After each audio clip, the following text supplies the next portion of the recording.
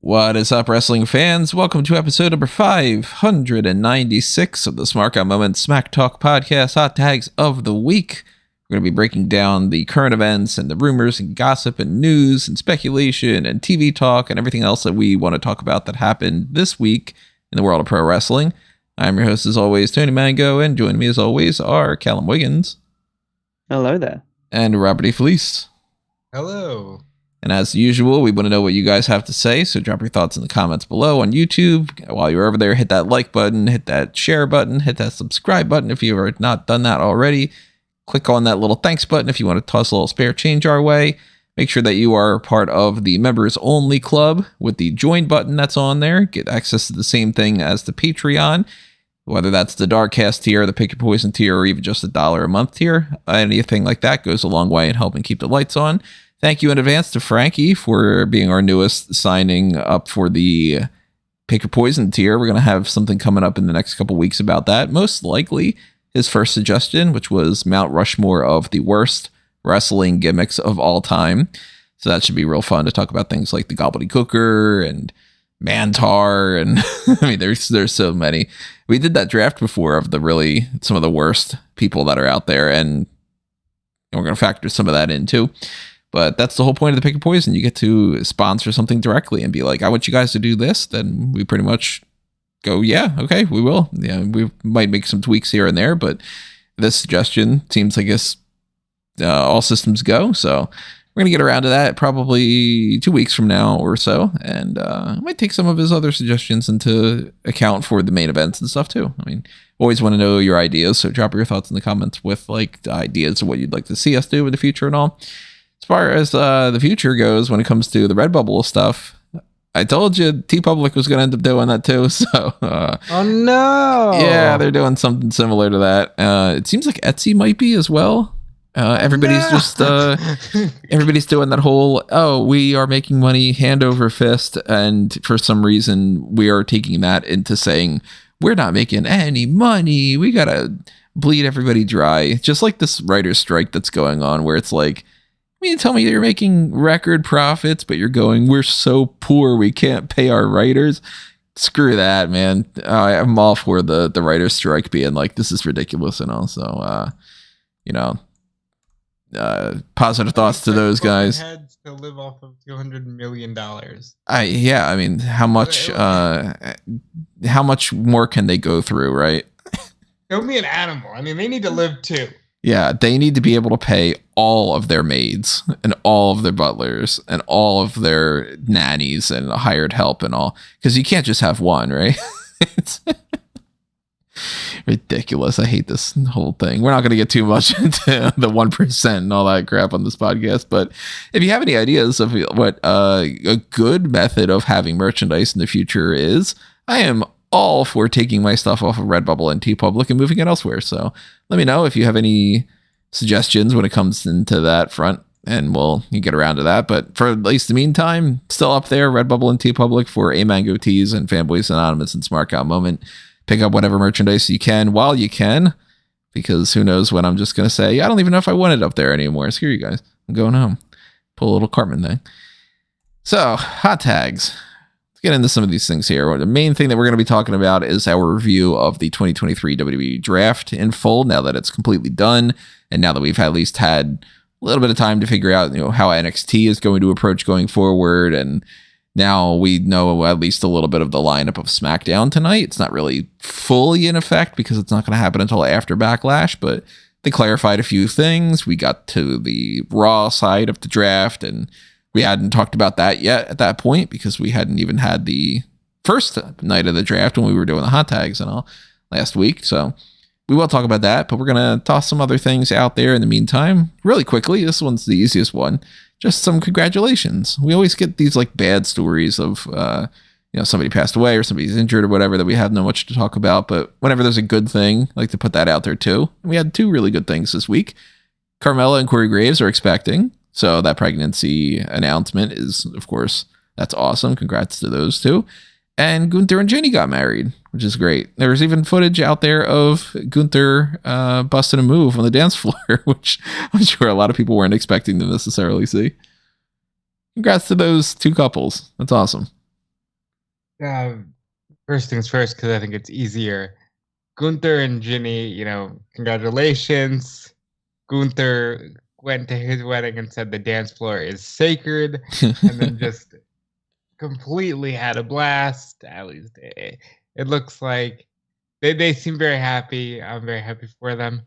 Carmella announcing her pregnancy to her stepchildren is the most positive emotion reacting video I've seen in a long time. It's just immediate tears with her announcing the pregnancy, and the kids are just very supportive, and it seemed like a really beautiful thing. And after watching that, I don't give a shit if she ever wrestles again or what she's done in the past or future. I just want them to have a happy and healthy life, because they seem like they deserve nothing but the best. So hats off to Carmella, and hats off to Gunther and Jinny. Yeah, can't really add too much more than that, other than, yeah, it's great news for all four of them, all for Jinny and Gunther, and then for Corey and Carmella. It's a really positive thing to start off on. Yeah, and for anybody who's wondering, that might be one of the reasons as well that Carmella's been missing lately. Maybe that was something that she hasn't announced. It's been kind of we know that it's been in the works for a while, that she's been wanting to get pregnant and everything, and we won't see her. She found out in March. Okay, so in November. That makes even more sense than why. That would be the reason why they moved away from the Chelsea Green and Carmella tag team and went with the Sonya Deville thing and all. So for anybody that's like, why'd they drop that story? It's something good like this, instead of like that she's injured or that, they decided to go in a different direction creatively for no reason or whatever. So that's what you want to hear, is the positive side of those things. So awesome news.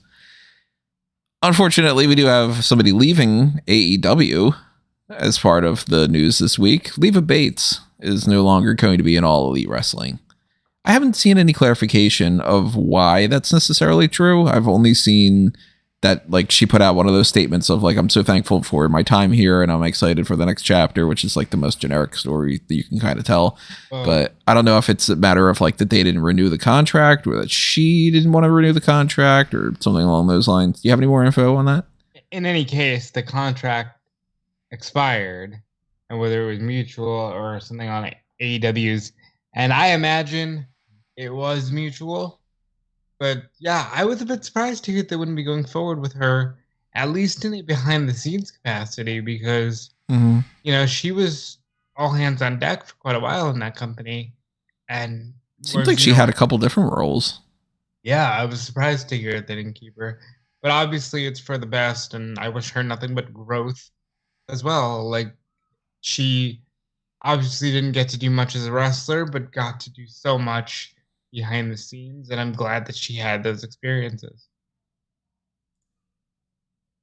Yeah, I can understand the reasons one way or the other why it would have gone this direction. I can imagine that obviously she doesn't wrestle that much for AEW, and especially with the seeming cancellation of both Dark and Elevation, it probably means that she wouldn't have been getting much in-ring time anyway. And if she wanted to pursue more ring work, of course, for the most part, AEW usually is quite lenient when it comes to some of the lower card wrestlers, in particular, going out to different promotions to work. But maybe she just wants to not feel tied down in that regard, or if it's on the AEW side of things, yeah, she's not a very high priority in-ring worker. So even if she was doing a lot of good work backstage, they probably feel like there could be many different reasons why they decide to part ways. So yeah, good luck for her in the future. I can't say that I'm too heartbroken. Heartbroken over the news. I don't think that she ever really, from an on-screen character standpoint, she ever really fit in AEW, or she never really found her footing. So I wish her the best. I hope she does well on the independents or gets picked up by someone like an Impact or something like that. Yeah, I mean, we didn't really have some kind of high hopes for Leva Bates to be suddenly, hot-shotted to the main event or anything. And very quickly in AEW, they established her as somebody that wasn't a high priority. So I'm not too shocked that she is no longer with AEW, but I would have thought that she would have just transitioned to a fully backstage thing. So I don't know if she's planning on wrestling more on the indies, or if she's trying to get another gig in like a WWE doing similar things, or maybe she doesn't want to do anything with wrestling at all. I don't know. She didn't necessarily specify that. I think she's interested in growing her acting portfolio. I know that she's still got some independent dates, but I think overall it was just seen as a clean break and a chance to move forward for all parties. Because she's very much like a brought on early, maybe a Cody Brandy hire. I can't say that for certain. Possibly. I mean, we got to assume that could be the case with a lot of them. Because I know she helped out Brandy a lot behind the scenes while Brandy was there.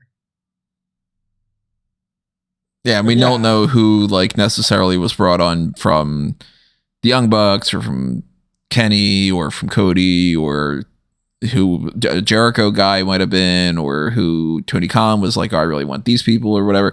We still don't have any. I mean, some of them are obvious, like, Brandon Cutler was clearly not brought on from Cody. He was brought on from the Young Bucks.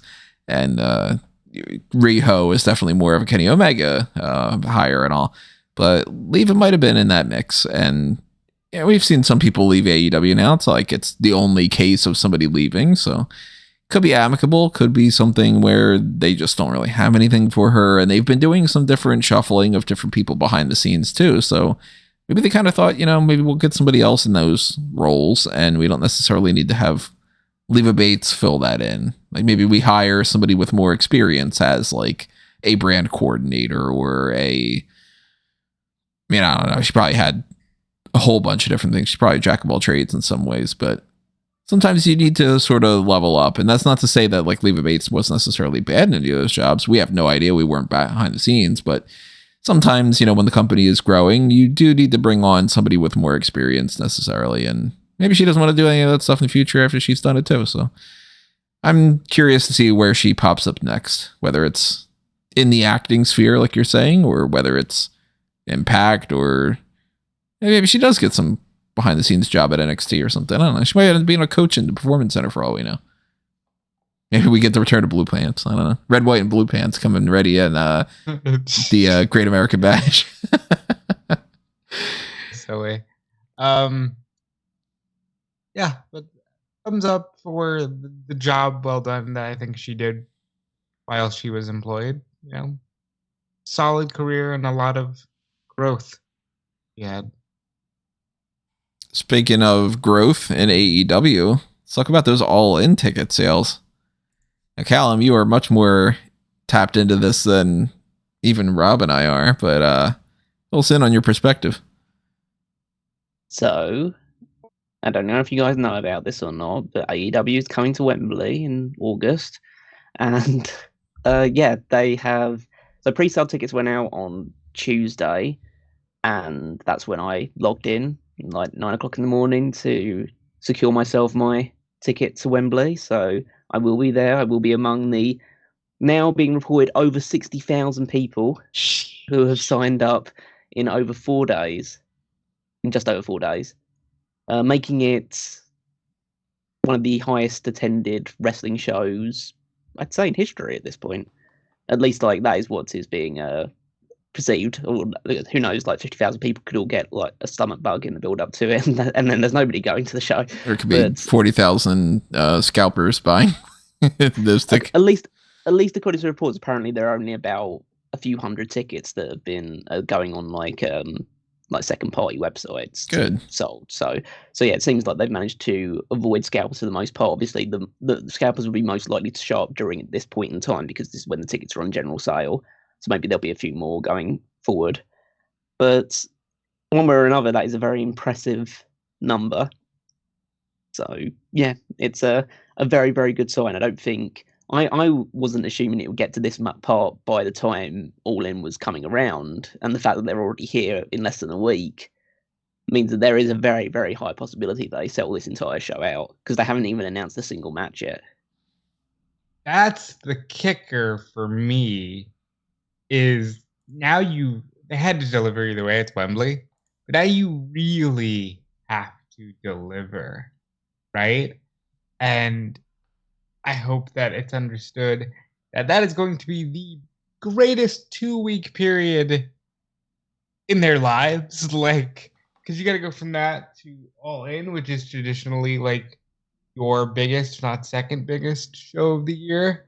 And I just want to send a hearty congratulations and much love to the director of business development, one Jeff Jarrett. I think we can all agree, the greatest promoter of all time. I think it's time that we say it. Jeff Jarrett is a great, great promoter.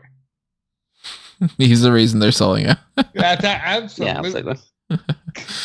Yeah, I mean, this is great news for the AEW side of things, for, you know, obviously to boost the morale and the money that they're going to get when it comes to this too and all. I don't know how this is going to affect All Out following that, if they're going to put all their chips into All In, or if they're going to kind of split the difference, or if they really have that much that they can do two major top big fully stacked cards right in a row. But we talked before about the idea that maybe they'll bring in some other people from here. Maybe they'll get some New Japan people to pop up. And either way, the fact that they've sold this many tickets so far is not only super impressive, but it's a great means to be like, okay, now they probably are going to make this one hell of a damn show to make sure it's not going to disappoint. Oh, yeah. You know, I mean, tens of thousands of people. I envision that they're going to do something similar to how New Japan approached their 2-night Wrestle Kingdom thing, which is they'll have big matches already laid out, like specific big matches laid out for what's going to happen at All In, but then the rest of the people who will have the big matches at All Out will take part in, like, you know, tag matches earlier in the show.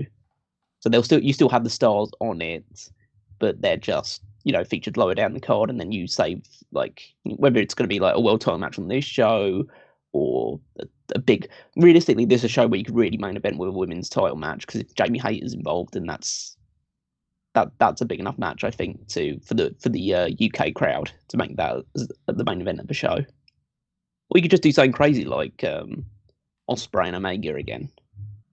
Just you definitely don't need to have a world title match to be at the head of All In, as long as you're getting all the AEW talent on there. I don't want to look. The idea of CM Punk returning isn't. It's not that it's a shocker. We all know that it's likely going to happen here. When's the last time he was in the UK? Would have been last time WWE. Would have been last time WWE was in the UK when he was still employed by them. I mean, we're looking at 10 years at this point. That's got to be a factor as well. Put him in a major match. I've said it. I don't know if they'll do it. I know Nigel said he's comfortable with the idea of possibly getting in the ring. You put Bryan and McGuinness in Wembley. Like, yeah, that's a nice, warm, fuzzy feeling for all involved. I mean, one of the things is that now that you have this big stadium and this is going to be a history-making show one way or the other, it's quite an incentive to a lot of the people in the company to make sure they're on that card. Mm-hmm. And also a lot of incentive for people who may not currently be signed to AEW. They want to probably be on that card as well. And if they can, whether that means actually signing with AEW or wrangling some sort of agreement that they might be able to appear on this show, that might also be possibilities opening up there as well to, you know, promotions like obviously New Japan, they have the working relationship, but maybe this is the thing that forces relationships a little bit with Impact again. Try and get a couple of people in. Specifically Impact, and I want to single out one name here. Nick Aldis should be on this fucking show. He deserves to wrestle on a major stadium show. He's had too good of a run carrying a near dead brand in the NWA and helping reestablish the NWA as something worth looking into. His match with Cody at the original All In was my favorite of the stories presented on that show. I think he deserves a spot here.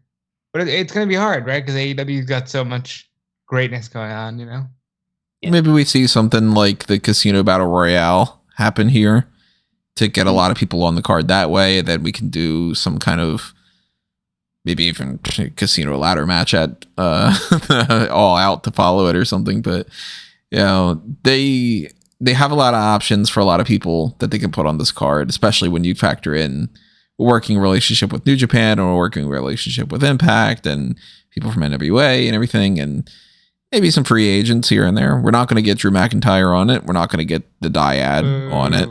I mean, the Dyad's a possibility that maybe they could get let up ahead of time. Is more of a possibility than the Dyad. The Dyad ain't getting out of those deals.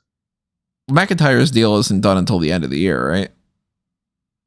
I believe so, and I'm still of the opinion that he'll probably just stay with WWE, but a lot of people seem to think otherwise, so that's definitely one to keep an eye on. Well, let's talk about some New Japan stuff. If we're mentioning that, what's going on in New Japan? Well, hold on. Okay, actually, you know what? Because I was going to stick on the AEW side of things, but we can always circle back around. What's going on in New Japan? Okay, so there's a few interesting things. So the biggest thing from New Japan was that they recently had their Wrestling Dontaku show. So I've just been checking out a few of the big highlights from that. A few interesting notes. So Hikuleo defeated Kenta to become the New Japan Strong Openweight champion. So that's fairly interesting. Kenta only recently won that from Fred Rosser. Yeah, Fred Rosser. I just had Darren Young in my mind for that reason, but yeah, Fred Rosser. So yeah, that's quite a vote of confidence in Hikuleo, who I'm not fully convinced by, but he's big, and they like big guys in Japan. And I think they'll like big guys in New Japan Strong as well. So first belt, I didn't realize that was his very first title. So good for him. David Finlay defeated Tama Tonga to become the Never Openweight champion. So that's a title for Bullet Club. David Finlay recently became the new leader of Bullet Club, which is the real sign if it ever needed that. Yeah, Bullet Club should probably be dead by now. I've got nothing against David Finlay. He's a very good wrestler, but it's just diminishing returns every time the leader goes away to another promotion, and then the next person that comes along just isn't that great. And yeah, so that's a victory for them. Very interesting. There's new Never 6-man heavyweight tag champions, and it's Tomohiro Ishii, Hiroshi Tanahashi, and Kazuchika Okada. Wow, it's like I don't want to go full lipstick on a pig, but that's quite an upgrade for the 6-man tag team title belts, isn't it? Yeah, we're entering this what I class like quite fun phases of Okada, where he's away from the world title and he's just doing whatever the fuck he wants, and that's just I always like that when he lost that title after his record breaking run to Kenny Omega, he then started dyeing his hair red and wearing long colourful tights and stuff like that. It's just he felt like he was free from the burden. Yeah, and had carried balloons to the ring. He was free from the burden of holding that title, and he just I'm gonna have so much fun before I start chasing after that belt again. And now he's holding a 6-man tag titles, which is, I mean, to be fair, Kenny Omega was holding the 6-man tag titles in AEW, so it's not like it's a title that shouldn't have prominent stars on it, but yeah, I think it's quite an interesting look for those 3 guys to be in it. Another interesting part of that was that I think after the match as well, he basically stuck a middle finger and said "fuck you" to Shota Umino, which I think is quite funny because Shota is one of the new up and coming stars in AEW, and also people will know him as Shooter Umino because he's Jon Moxley's old young boy. And something that was also announced at the show is that Jon Moxley is coming back to New Japan to wrestle at Dominion, or at least appear at Dominion. They didn't specifically say wrestle, but he is going to be at Dominion. So maybe we could have a Never Openweight. No, because that match is happening at Resurgence. He's also coming to Dominion as well. So... And that match at Resurgence is not for the Never Openweight tag titles because Tanahashi's not in it. Yeah, we need to move that. We need to make Yuta and Shooter and Mox the 6-man tag champions. I think that would be a blast. That sounds like fun. Yeah. And then they've also, and the thing that happened in the main event was Sanada defeated Hiromu Takahashi to defend the IWGP World Heavyweight Championship, but then he was interrupted afterwards by the return of Yota Tsuji, who was a young boy at New Japan for a long time, and then he went on an excursion to, I believe, mainly Rev Pro in the UK, and it was a pretty big deal in the UK for a while. But he got a lot of reps to him. He's come back. He's got a new look. They were building up these vignettes for a good number of months about this.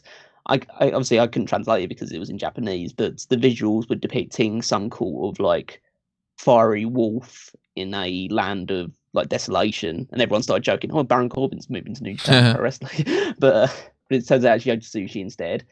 He took down Sanada, and so he's going to be challenging Sanada straight away.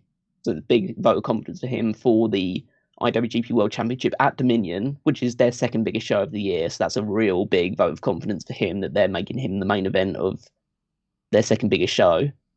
And he also then put his fist in the air to indicate that he's now joined Los Ingobernables de Japón. So he's basically replaced Sanada in that faction. So he's teaming up with Naito and Takagi and Bushi and Hiromu now. So that's cool. It's good that LIJ gets a bit of freshening up and gets a new member, because I was worried that they were just going to disappear entirely with just their members just going away. So now they've added to their ranks. And yeah, and there's 2 upcoming shows that they've filled the cards now for New Japan Resurgence, which is their upcoming show in the US. Of course, we already spoke about that recently, because that is where the New Japan Strong Women's Championship will be crowned between one of the Mercedes Moné, Willow Nightingale, Momo Kogo, or Stephanie Vaquer. Most likely Moné, but it could be Nightingale.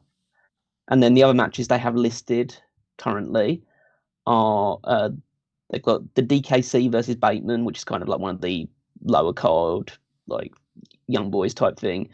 Alex Coughlin, who is kind of in the young boy range, against Christopher Daniels. So that's good, putting him up against the veteran. The Mighty Don't Kneel of Bad Dude Tito and Zack Sabre Jr. against Barbaro Cavanario and Virus. I don't know. I haven't actually. I'm not super familiar with those teams, but that's but it's got Zack Sabre Jr. in it, so I'm probably going to like it. Juice Robinson against Fred Rosser in a street fight. Nice. Hikuleo is going to be defending the title again against Kenta, so it's going to be the rematch for the New Japan Strong Openweight Championship. We have a Chaos team of Kazuchika Okada, Tomohiro Ishii, and Rocky Romero against Jon Moxley, Shota Umino, and Wheeler Yuta. We have the IWGP United States Heavyweight Championship No. 1 Contenders Tournament semi-final between Will Ospreay and Hiroshi Tanahashi, and that's Will Ospreay's return match from his recent injury. And then, of course, the main event will be the finals of the New Japan Strong Women's Championship match. So most likely Willow Nightingale versus Mercedes Moné, but let's see. But yep, that's the main goings on with New Japan. That's the biggest story right now, is that Jon Moxley's coming back, and that's good news for them. So a couple of questions. Do you see them putting the belt on Yoda? I mean, my instinct would be to say no, just because it's very rare for them to do that. But when they think they have someone, they don't mess around. Like Okada won the world title, the pay-per-view after his debut. Like they were very adamant that, okay, this is the guy. So if they really think, and I think Yota Tsuji is very, very talented. He's a very good, more traditional style, Japanese strong style wrestler. So I wouldn't be against it. I just don't know. I don't know specifically enough about him to be confident one way or the other. The only thing that makes me more confident is the fact that it's currently on Sonada. If it was on someone like Okada or Tanahashi or Naito right now, I'd say definitely not. But the fact it's on a guy who could realistically be a transitional champion, it wouldn't surprise me entirely. That's why I'm asking, because Sonada is the leader of just 5 guys. And just 5 guys is picking up titles. I mean, Taichi recently won the King of Pro Wrestling title from Shingo Takagi, so they are building credibility with every passing show. I could see them going with Tsuji. I'm going to say no based on the fact that Sonata just got it, but I wouldn't be surprised. And as far as Resurgence, the really strong-looking card, no pun intended, I can see this leading to Moxley taking part in a 6-man tag title match, because he is going to compete at Dominion. They just haven't announced the match. And it feels like New Japan's picking up steam again, to me, at least. It's helped by the fact that crowds can now make noise. That does help. Yeah, that the little bit that I watch of New Japan here and there, when I saw that, I was just like, this is throwing me off. Even more so than when they didn't have a crowd in WWE and such. There's something odd about, like, just the, kind of every once in a while. But cool stuff happening over there. What was the thing with AEW that you wanted to come back around to? Well, there's a couple things. First and foremost, I think for you and I, Tony, Dark and Dark Elevation have been, for the time being, put on indefinite hiatus. There's no more Dark and Dark Elevation. With Elevation, at least Fight announced it. With Dark itself, they didn't. But there was a report from Andrew Zarian of the Matt Men podcast and Wrestling Observer, and Sean Ross Sapp confirmed that the plan is for now to have Dark and Dark Elevation go away because they've reached a new deal with Warner Media, or Warner Bros. Discovery rather, that all in-ring content will be featured on their platforms. And I think this is notable in that we know there's a Saturday show coming, and Warner Media had their earnings call today and noted that they see sports and streaming as a huge money gainer in 2023. So are we getting closer to AEW on a streaming platform? What are our thoughts about Dark and Dark Elevation going away? And I guess the subsequent report that Rampage is likely taking on the role of Dark. I figured that was probably going to be the case, right? Like, you're going to do a taping on Wednesday, and then they'll tape the hour of Rampage. And since it's pre-taped, everybody's going to know the results ahead of time. That'll be kind of just filler. I mean, 10 o'clock on a Friday night, you're probably not going to get the best ratings to begin with. And then people they're used to now Rampage not being something you have to watch. Collision Show is going to be the brand new shiny toy, so you got to have new stuff happening over there. That's going to be a live show, if I remember correctly, and then you can record ROH before that. So, seems like that's the plan. Very exciting. I know that I like Dark and Dark Elevation because they gave guys reps, but this is a good move, I think, overall. I can't say I'm not disappointed. As I say, I never checked out Dark and Dark Elevation with absolute fixed regularity, but as I thought it was just a good platform for some people to try out some new things and get a few extra reps and be a showcase for some of the younger stars they're building up. But they can use Rampage for that, and if they do end up on a streaming platform, they can just bring them back as part of that package, potentially. I mean, having AEW on, it's Max, right? That's their streaming platform. Yeah, that will be the name. Max. So I think, MJF would be a big fan for that one. Yeah, they're going to milk that, yeah. And Max Caster as well. I've got quite a few Maxes, actually. Yeah, this whole thing that the whole reason that they're driving the HBO is because they thought that sounded too elitist. That's ridiculous. And it's like, so you're just calling it Max? It's so fucking dumb. Anyway, I don't want to get down that rabbit hole. But that would be an interesting thing if they can, have content specifically for that, whether it's Dark and Dark Elevation, or whether they can then transition that into pay-per-views being part of that package as well. Of course, if they were to do that, they would have to, I guess, fairly compensate AEW for the lost revenue that they would get for putting them on Fight and other platforms and BR Live and what have you. Because they're selling pay-per-views at $50 a pop, and if you're going to sell it at a $10 a month subscription service, they're going to need some element of security that they're not going to be losing out any money on that. I mean, I I've always thought that the BR Live stuff is just going to go away. So, I mean, now that they are owned by the same company and all, there's not really any incentive to keep that going. It's not like that's the go-to idea. Bleacher Report's probably just going to end up not having that anymore, I think.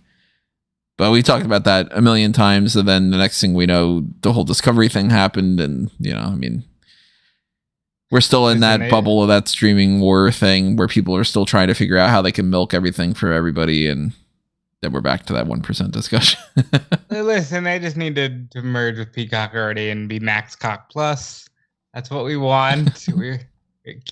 But I fully expect AEW to end up wherever all of that shakes out, maybe by the end of the year. I guess we'll really see. It depends on if they want to go all in, pardon the pun, with AEW.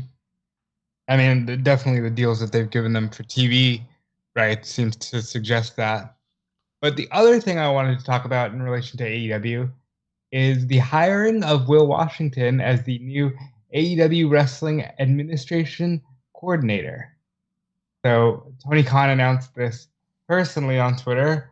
He's going to be handling many different areas, including live events, social media, PR, and creative, specifically helping to keep continuity with certain storylines. And of course, Will used to, I say used to, like literally just as of last week was working at Fightful, and he's been in the wrestling podcast game for years and years and years. And it's just a great signing and a really cool kudos to a really cool guy. Yeah, I can't say. Obviously, I have never had any personal dealings with him, but everyone that I've seen talk about him and reacted to his signing with AEW say that he's a great guy. So yeah, I'm all for like great guys in wrestling getting good jobs in wrestling. That's basically it, really. It's just, yeah, and it is very interesting to see if he will be in the role of like helping out Tony in the creative side of things, because I feel like it would be good to have some more eyes or some more, I don't say hands, like trying to mess things around a little bit, but just trying to keep things going, because there is a habit in AEW in particular of people getting a big win and then just falling away. So if there's something that can help boost that continuity and make sure that less people would like feel like they're being elevated up and then just get fall back into the shuffle, then that can only be a good thing. So all for that signing. Well, they did get rid of Elevation, so I don't know Will by any means, never interacted with him, but I've heard good things as well. And not only is that a good idea when it comes to the AEW side of things, of just like bringing in somebody who, my perspective is usually, I mean, I'm assuming that this is what his background is and all. The people that do things like the podcasts that we're doing right now, and that they dedicate themselves to really being like hyper analytical of pro wrestling, or of anything for that matter. Passion is something that matters. And I think there's no substitute for that in a lot of ways, because yeah, you do need people that can do certain jobs by just being the job person. Like we're talking earlier about the Leva Bates situation, but where there's a good producer that is great at producing and might not know much of what's going on, there's also the people that are like, okay, well, we're the passionate ones. We know what's going on, and we might not necessarily have that experience in that, career capacity, but we're going to be able to bring a fresh perspective to it. I was talking to Caroline last night about, she's been listening to this podcast about like Broadway shows and like the backstage behind the scenes things and all. So she was talking to me about the Spider-Man show that had been out. You guys remember that? Yes. And like, long story short of what she's telling me, of course, that's what, her passing a message on to me passing a message on to you, and it's from a podcast and all. But like one of the things that had happened during that was this person who had ran, the director of like The Lion King, was apparently somebody who was very much like a great idea person, but she also needed somebody to reel her in. And that's why we ended up getting like I guess this story had like, there was a Greek goddess of a spider that gave him the powers and all this weird shit that she was like, let's do this idea and let's do this idea and like all this crazy crap. Well, sometimes you need those crazy ideas, and sometimes you need the executives that are just like, I'm not going to bring any ideas. I'm just going to bring the, reeling you in type to it. And we've seen way too many examples of executive types that have no passion for something getting involved in stuff, and they can't bring that perspective to it. They only look at the numbers. They only look at things from a business mindset. WWE has a lot of that going on right now. And then that's where you see the difference with somebody like a Triple H who grew up as a fan with this.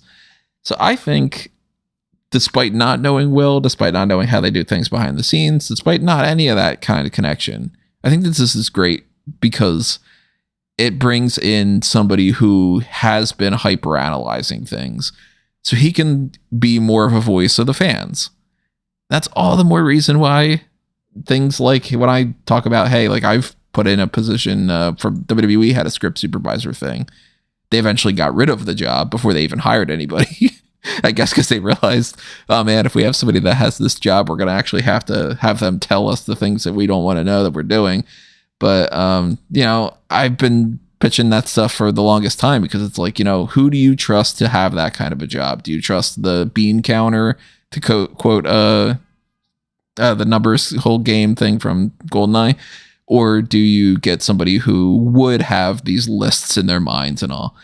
I think that this is great for that. And if you want people like us to do that kind of stuff, then you should tweet out about that stuff, and maybe we get hired for those things too. Shout out to Will for being able to pull that off. If you like that kind of stuff, though, you should also keep in mind the Blueprint Project, because that is kind of one of the whole points of the Blueprint Project, which is, hey, I'm a big fan of these things, and I'm going to take all that stuff, and I'm going to take that from a fan's perspective and condense it all into the most comprehensive way possible. And we've talked before about how some of that works out, but if you are interested in Power Rangers, for instance, there's Absolute Power Rangers, a Mighty Morphin Epic. I got a little bit of information up that on the Fanboys Anonymous channel. I got a lot on the Batman A Nighttime Story, 100 records from the Wayne Foundation archives. Chapter 3 up recently. Go ahead and check that out if you have not already. Chapter 4 in the works. I am currently outlining some of that and trying to figure out how I'm going to get some of these graphics to work out and all. So stay tuned for more updates on that front. And, you can find all that over on fanboysanonymous.com, Facebook, Twitter at Fanboys Anonymous, or at least on Twitter, it's Fanboys Anon. YouTube channel is the same thing. Patreon's the same thing. All the stuff you do with Smark at Moment, do the same stuff for Fanboys as well. I actually am not probably doing a review of Guardians of the Galaxy Volume 3. The more I thought about it, the more I'm like, I liked it. I don't know if there's really anything more I can talk about with that, but maybe we'll do something down the line. I don't know. At the very least, if you want to know my thoughts about it, tweet at me. I'll tweet some stuff back. But yeah, awesome. Congrats stuff to Will for that. And here's a little extra thing as far as like being a writer and all. Eddie Dennis joining the NXT crew as a producer and a writer. I think that's interesting because it's also something that I sort of saw coming, but then I thought maybe they deviated from that with the whole releases and all. But I had gotten a sense from the very start with Eddie Dennis. I didn't know of Eddie Dennis before NXT UK, but he never struck me as the type that they signed because they thought that he was going to be a great in-ring asset. He always seemed to me like they wanted him to be a manager, they wanted him to be a commentator or a producer or something along those lines. And it seems like it's come full circle. How do you guys feel about this idea?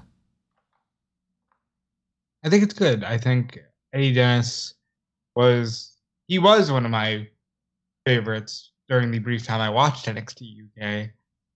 But maybe he's shown more of an ability to help at that end of things. And maybe this is me assuming and talking out of my ass a little bit. I hope this is signs that we're moving forward with NXT Europe. I want more of that. Yeah, I mean, I don't know how much he's done in a creative capacity before, but obviously more than willing to give a guy who has worked in wrestling for a very long time a chance to utilize those skills that he's picked up over the years in a new position. And I guess at least from March, he said that he was announcing his retirement from actually wrestling. So it's always good that if someone who can no longer do stuff in the ring can then be moved into a position where his experience can still prove useful. So yeah, hopefully he does well in NXT.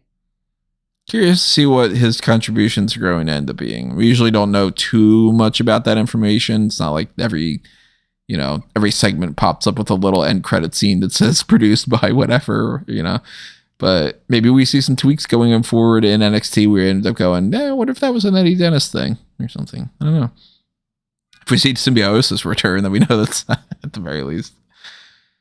Let's see. Before we get into the TV talk, let's talk about Headbangers signing a WWE Nostalgia deal. I'm of course a product of that time frame, so to me, the Headbangers are one of those tag teams that I was a fan of back then. Still don't quite understand why they did that little thing where they brought them back for a little bit a couple of years ago. It's odd. I don't know what they were going with for that, but that's cool. Yeah, I find it really interesting that they signed nostalgia deals, as they seem to be calling them now, as opposed to legends contracts. I think that's actually a more appropriate name when you're just signing people like the Headbangers, all due respect.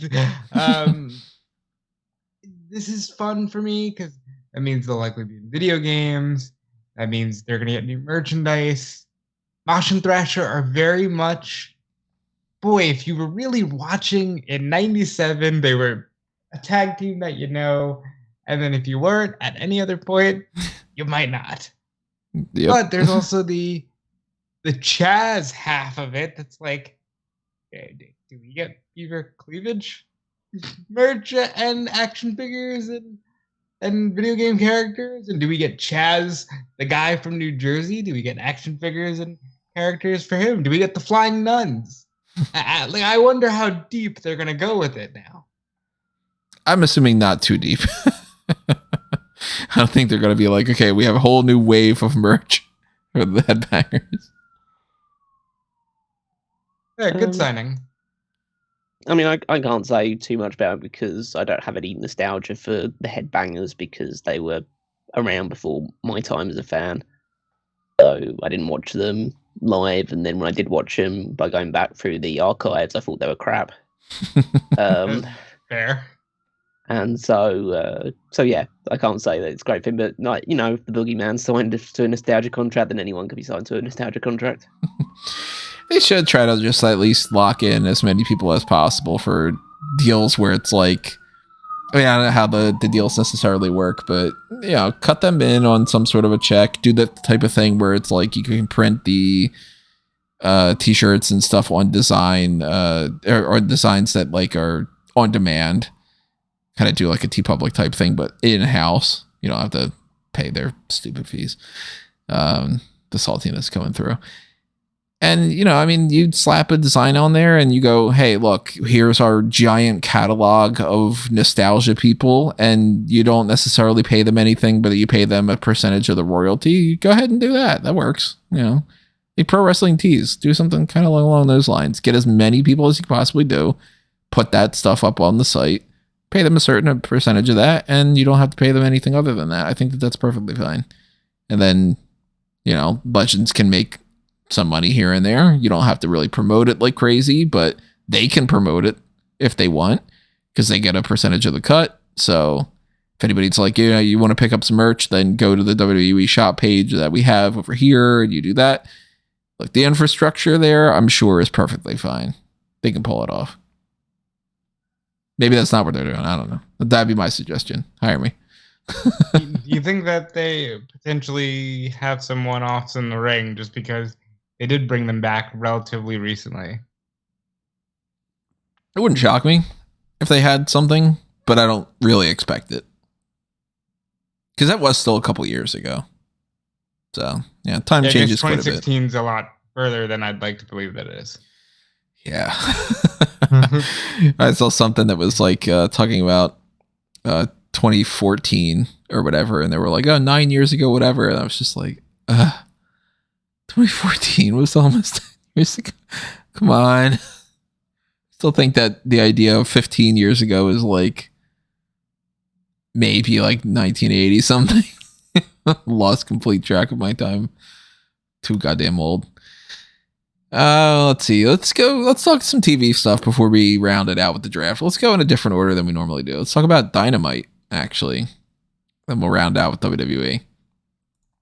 So Orange Cassidy, Adam Cole, Roderick Strong, Bandito defeated Daniel Garcia, Jake Hager, Matt Menard, and Angelo Parker. I have a strong sense that Daniel Garcia has beaten Orange Cassidy. I do as well. I think it's time. Wouldn't be the worst choice to make, to have him win the title. Would not. Yeah, I mean, this is the traditional Orange Cassidy's in the opener, and it's a lot of fun. Yeah, it was a good match, and then you had Adam Cole basically win the match and then sprint up the ramp, tackle Chris Jericho through the stage, and get pulled off by security. That was just a fun little segment. Great to see Roddy in a ring. I believe that's the story of this one. Roddy is in a wrestling ring, and it feels good. And I think maybe not he beats Daniel Garcia, but I think he should definitely be Garcia's first feud with that nice international title. And I'm just happy Roddy's wrestling. And I'm happy Adam Cole's wrestling. And in a feud with Chris Jericho. I don't love the overlapping, like, Outcast Britt Baker stuff, but I think this is a fun way to have a lot of major players interacting on your show. Do you guys currently think that we're going to get Cole and Baker against Jericho and Saraya, or are we going to get Cole against Jericho, and then we're going to get either like Hayter defends the belt, or we get maybe like a 3-on-3 with the women? I think we'll get a 3-on-3 with the women. I think we get Cole and Jericho.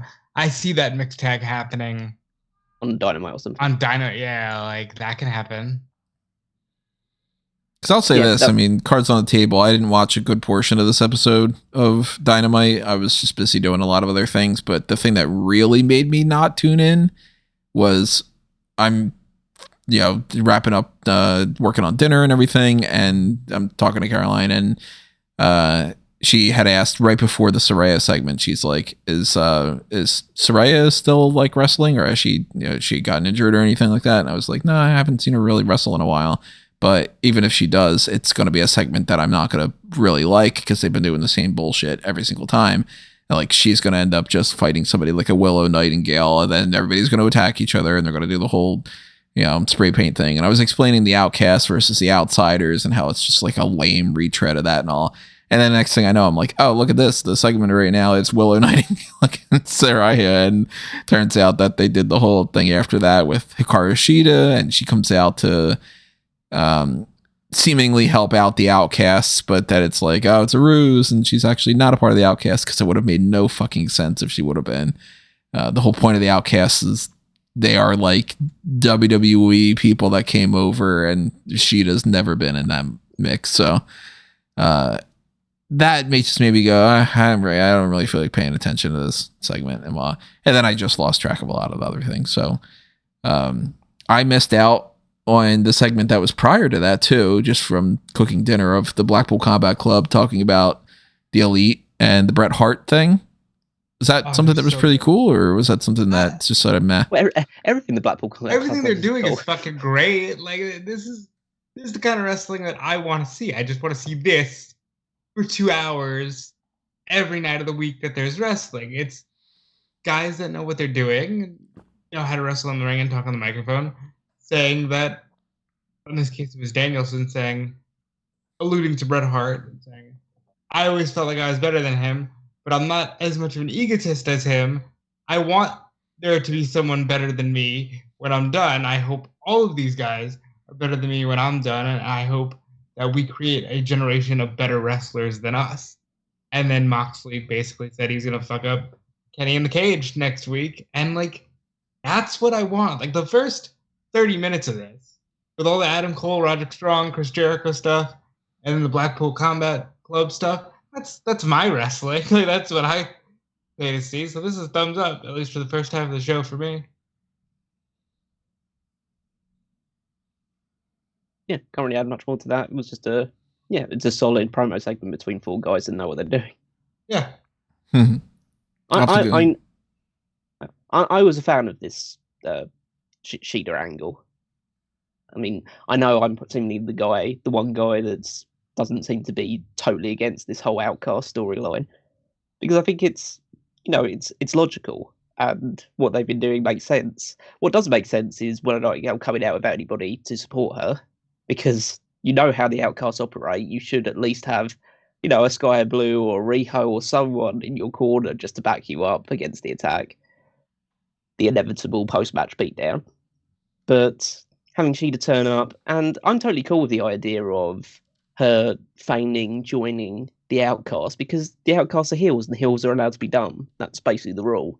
You're allowed to just assume that, oh my god, she's actually just decided to join us all of a sudden, and we're going to go along with it because, we want more members and we think we'd rather have Sheeta with us than against us. So they have her pick up the spray paint. It looks like she's going to go after Willow, but Britt Baker and Jamie Hayter come in. They take out Ruby and Tony, and Sheeta sprays Saraya in the face with the spray can. And that's good. It's now the sides are even in terms of top stars. I know there was a while where it was kind of the Outcasts against the lesser trio of Willow, Sky Blue, and Riho, but now you've got 3 of AEW's top stars in their history against 3 like ex-WWE but AEW super wrestlers going up against each other, and I think that'll be a good match for Double or Nothing. I was already assuming that it was going to be just Hayter against Saraya for the title 1-on-1, but I think I'd be more into the trios match actually.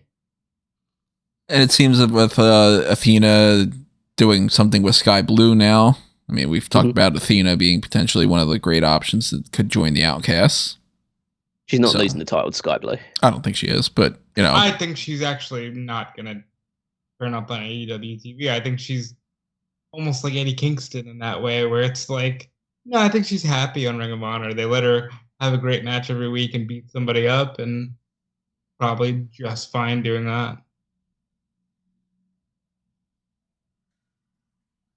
Let's see. After that, we had this whole smattering of different people. Yeah, what was this called?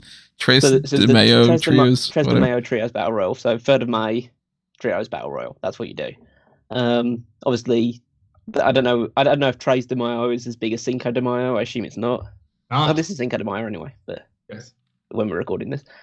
But yeah, so they decided, it's the 3rd of May, so let's just throw 6 teams. Would have been funner if it was 5 teams, but throw 6 teams together in a battle royal. And I mean, there was no announcement that this was a number 1 contenders match. We probably should also mention that prior to this, there was a promo package by the House of Black, who have issued an open challenge for their titles under what they've termed house rules, which is all the matches that they will have going forward defending the titles will have 20-second counts on the floor, no rope breaks involved, and disqualifications are not enforced. So, and they don't necessarily need to be. They don't necessarily need to be an established trio. Like, it's the open house challenge or something like that. So you can just 3 guys can form a unit just to say, we want to take you up on your challenge tonight, but then they have to play by these rules. So you'd assume that maybe the winner of this battle royal will probably be one of the teams that gets a shot coming up soon, or maybe they'd get the shot at Double or Nothing or something, because it was won by the Acclaimed and Daddy Ass, and that seems like a pretty sensible team to be the next one to go for the trios titles. The Acclaimed are super over, and they'll lose, but it's a team that will get a good reaction. So I think that should definitely be the next proper big time match for the House of Black. Makes sense. I mean, the Acclaimed are still big enough stars that you could put them on the card and have them lose, and put House of Black over, and people will boo, and I see no reason why that shouldn't be on Double or Nothing. What was after this? Wardlow, I think. Yeah, Wardlow beat up Jobber McGee. Yep. He had a name, but I don't remember. Logan LaRue. Oh, close enough. The son of Lash. He might as well have been. He got fucked up, and Wardlow actually got on the microphone and said, Christian, I'm ready for Luchasaurus right here, right now. And then maybe something that probably only pleased me and only me. Christian comes out and says, "No, Luchasaurus isn't going for the title. I am."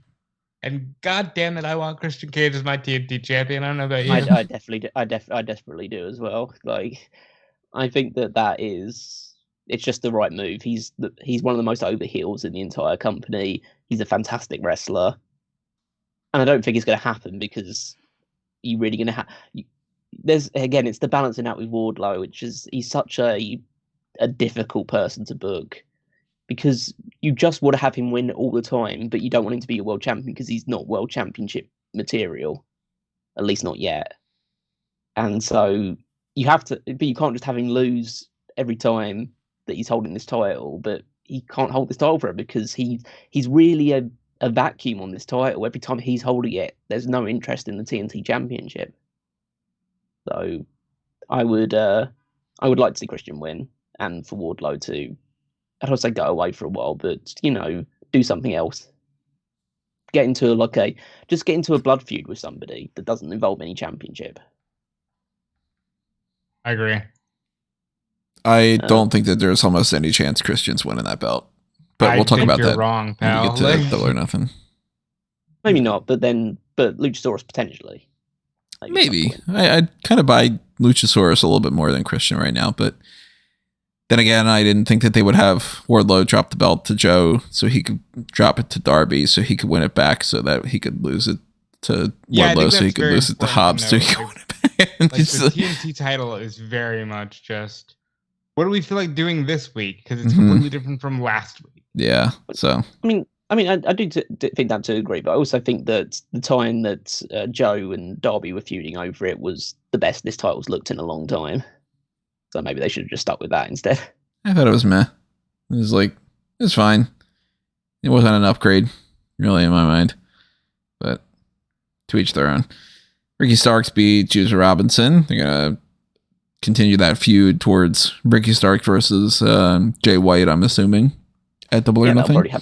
That'll probably happen at Double or Nothing. It's like they had had Ricky get a clean victory, which is to be expected. Juice is on a level just below Ricky, and you get to have the big match with Jay White. Jay almost certainly will win because he's a star on the rise at the moment, and Ricky can take a loss at this point. I think he's well enough established.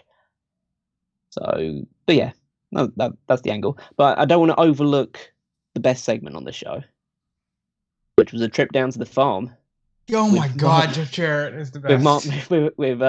With Jeff Jarrett, Jay Lethal, Sanjay Dutt, and Satnam Singh turning up at Mark Briscoe's farm, essentially trying to win him over, and you have a fantastic montage of them just working on the farm, with like Satnam Singh and Sanjay Dutt in like matching overalls, and Jeff Jarrett riding a lawnmower majestically, and Jay Lethal deciding that his farm attire includes a velour blazer.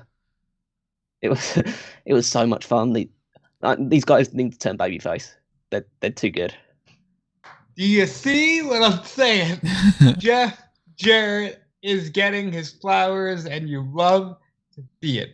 This is tremendous. If you're gonna do silly sports entertainment, it's done like this. Mark Briscoe has a sweet little baby who was immediately handed to Satnam Singh for some very funny pictures. Jeff Jarrett had a guitar. He was ready to sing "With My Baby Tonight" to the baby. Papa Briscoe shows up, and he's warning Mark about, like, I don't trust these guys. And, you've known Lethal forever, but what about the rest of them? And as they're looking at the rest of them, Sanjay, Satnam, and Jeff Jarrett are just, like, dancing around in their overalls, and it's great. Like, this is what I want to see from my pro wrestling. It's good wrestling and just wacky skits that are actually funny. Thumbs up for me. I did not see this segment, so I need to go back and check it out. You really should. I heard good things, though. It's only a couple of minutes, so yeah. It's like not much of an ordeal. And our main event was the expectation of setting up that we are now going to have that 4 pillars 4-way match for the AEW World Championship at Double or Nothing, because Darby Allin and Jungle Boy were able to beat Sammy Guevara and MJF, and that's the way that it should be. So thumbs up on that front too. Yeah. And if you think about it, they have set up the 4-way now. There's still like a month to go. So they still have all the time in the world to build to a great 4-way. Yeah, and the match itself was really good as well. They're doing the thing which I know is overdone in WWE, which is the can they coexist story in this tag team match, which you had MJF and Sammy seemingly not on the same page earlier, but getting back on the same page, and then later on in the night, MJF came to Jungle Boy and Darby Allin's the locker room where they were strategizing. Managed to sneak in when Darby left to talk to Jungle Boy. Jungle Boy just told him to get out of his face, but he left just as Darby was coming in. So Darby was now suspicious about what Jungle Boy had in store. And then in this match, it kind of like broke down into a bit of just an overall 4-way because MJF and Sammy got in each other's face at one point, and then Jungle Boy went to get the pin on Sammy, but he wasn't the legal man because Darby had blind tagged in. So Darby just leapt towards both of them. Jungle Boy just moved out of the way just at the last second to make sure that Sammy got hit with the coffin drop instead, so he got the pin. So yeah, all 4 guys all have animosity towards each other, and yeah, there's still quite a few weeks to build before we get to that match. So yeah, thumbs up on this one. Really big fan of where AEW is right now, and I hope that there's only better things to come. And the only way that we can figure that out is to continue to keep watching it all. So, whatever they end up going with, we'll talk about that down the line. That's the AEW side of this. Let's start getting into the WWE stuff and heading towards that draft discussion. I think probably the best way for us to do this is to talk about last week's SmackDown, go back, talk about Raw, talk about NXT, and kind of lump that all in together. So let's go back to the previous episode. I mean, realistically, we're not talking about like the episode of SmackDown because that episode, nothing really happened outside of the tag title match, and that wasn't even anything. I think you can make that argument for all 3 shows. Yeah, for the most part. I mean, the NXT one, a little bit more happened, but that's kind of by proxy of this. So, the first fallout that we can actually see here. But we had the first round of the draft on SmackDown, and in that, I'm not going to break down all the results and everything, but we got a couple little surprises there. And then switching it back over to Monday Night Raw, by that point, Kevin Owens and Sami Zayn retained the tag team titles.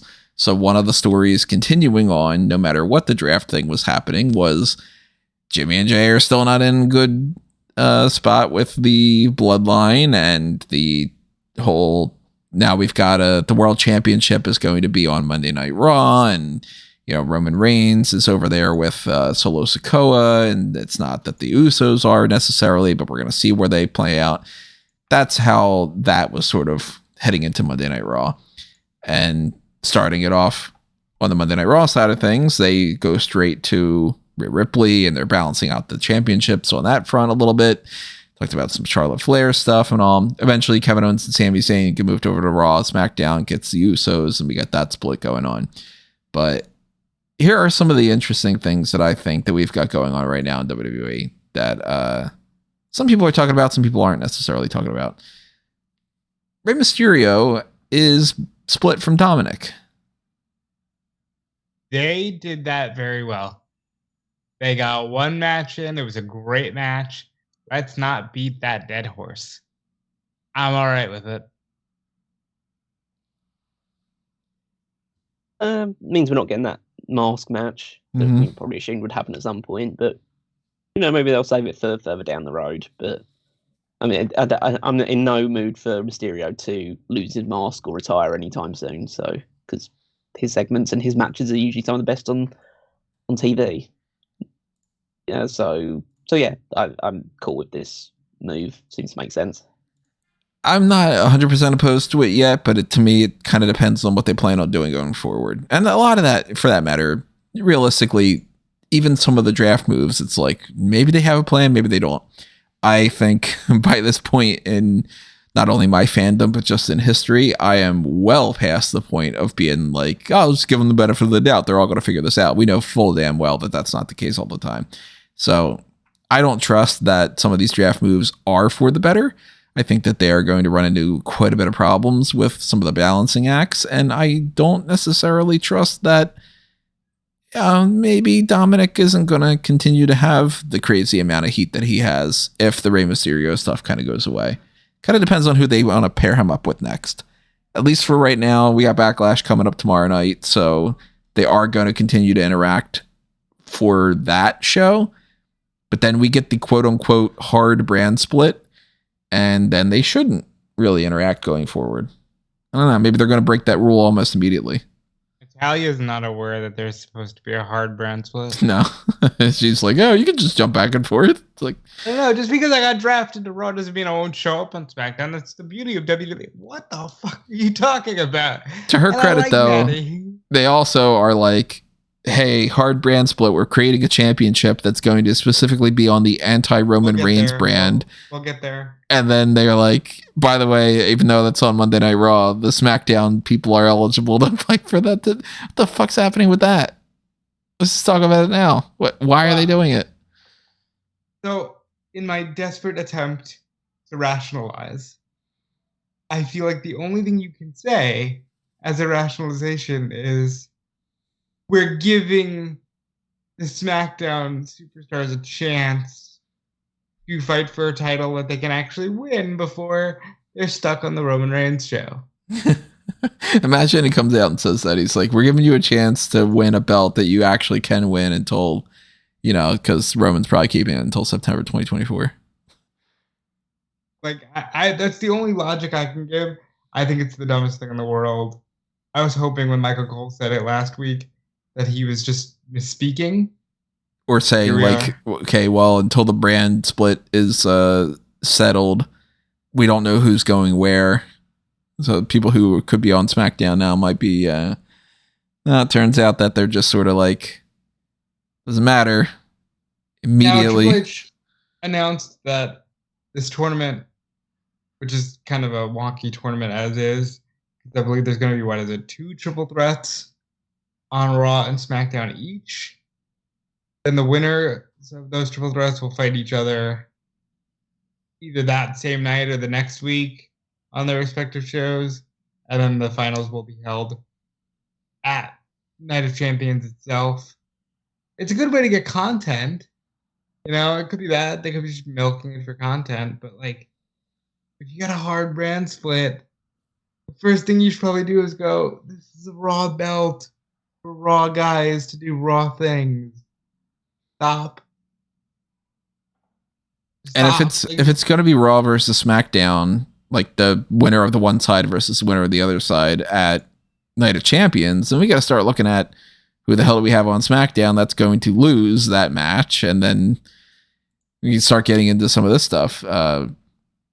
With the way that the brand split works, and if they do keep this as like a separate thing, the draft to me has some pretty big flaws in it. Some really good things that are going to potentially happening too. It's not just all doom and gloom, but one of my big criticisms for this side of this draft, SmackDown does not have enough baby faces. They've got AJ Styles that very clearly is going to, like, unless they're totally nuts and that they were like, well, let's set this up and then not do it whatsoever, which they've done in the past. They've had some things where it's like an easy, hey, look, we're giving you this one. And then they go, nah, let's make it completely convoluted. AJ Styles is going to team up with Luke Gallows and Carl Anderson to fight the Bloodline. It is a guaranteed feud. They're going to milk that for at least 2 months, if not 4, I'm assuming. That'll continue on throughout the year. Bobby Lashley is on Friday Night SmackDown, and he is very clearly going to be one of their top priorities to feud with Roman Reigns going forward. Right now, Cedric Alexander and Shelton Benjamin are in the free agent pool, which we're going to hold off on some of the free agent talk, but this does seem to make a lot of sense that they will probably pop up on SmackDown and they'll probably do the exact same thing. It'll probably be a resurgence of the Hurt Business to feud with the Bloodline for 3 to 4 months or whatever it might be. And that's kind of it. Because look at it this way. Who do you have on SmackDown that's a babyface? AJ Styles, as I mentioned, Luke Gallows, Carl Anderson, Bobby Lashley. What we're left with, Angelo Dawkins and Montez Ford. Now, we're all in agreement here. Great guys. We're fans of both of them. But realistically, neither of them is going to put any chance whatsoever up against Roman Reigns. They're not threats. And I highly doubt that they are going to be built in a singles capacity in a way that that's going to work. We got Hit Row that are heels. They don't matter anyway. Butch and the Brawling Brutes, Sheamus and Ridge Holland. Yeah, Sheamus and them could continue to do another feud with that, but they did it already to a certain extent, and I don't think anybody's going to buy into any of them really putting up that much of a threat either, despite the fact that Sheamus is a multiple-time world champion and all. But they could probably get a month out of that, sure. Cameron Grimes is on there now, and we'll talk in general about the NXT call-ups, but Cameron Grimes is going to have to do a lot of work to get to the point where he could potentially feud with Roman Reigns. To me, he's more in that mid-card range with like the Austin Theories and, you know, LA Knight could turn babyface. And maybe you give him a chance to fight Roman. But you have to turn him and you have to push him. Karrion Kross is on there. He's a heel. Okay, well, that kind of rules him out. I don't think that he's necessarily... He could get a shot at Roman. It could work, but it's not something that stands out to me as like, oh, it's an easy call. Edge is on there. He's a part-timer anyway, and you've already had this feud with Roman, so I don't want to see them just continue to do that. Grayson Waller's a heel. There's no way he's turning babyface anytime soon. Pretty Deadly, heel tag team. You got Rey Mysterio. Yeah, you could do a Rey Mysterio versus Roman Reigns thing, but are you going to get 4 months out of it? No, I don't think so. Rick Boogs, there's no chance whatsoever that he is going to be pushed towards that level. You got Santos Escobar, who's going to play second fiddle to Rey Mysterio. And that's it. So SmackDown really needs at least one more top babyface. And here's the big problem with Raw. Raw has so many top babyfaces. They've got Seth Rollins and Cody Rhodes and Matt Riddle and Drew McIntyre and Braun Strowman and I'm blanking on some of the other ones. Kevin Owens and Sami Zayn and Shinsuke Nakamura. And they've got Ricochet. And they've got The New Day. And they've got Johnny Gargano. And it's like, holy shit. Who are the heels on Raw? Gunther is the top heel. And he's the Intercontinental Champion. And then you start dipping down into Bronson Reed and JD McDonough and Indus Sher and The Miz. And obviously people like Ludwig Kaiser, Giovanni Vinci, they're great heels and everything, but they are subordinates to Gunther. I don't think Angel and Humberto are really going to be making a big splash on the heel side. So you're going to have to turn some people here and there. And I think that that's something that maybe they didn't necessarily plan as much in advance. I'm a little bit worried that they're going to be too babyface heavy on Raw and not have enough people to feud for that title in any kind of meaningful capacity at the very least. And that they're going to have nobody to viably challenge Roman Reigns. But maybe that's even a plan of theirs. If they don't have people that can fight Roman, then they don't have to excuse why Roman's not fighting anybody. I don't know. I don't think that this is a good balance. I think you should have at least moved like... Hell, I don't know. Maybe Cody should have moved over, and that would have been a big difference. Something.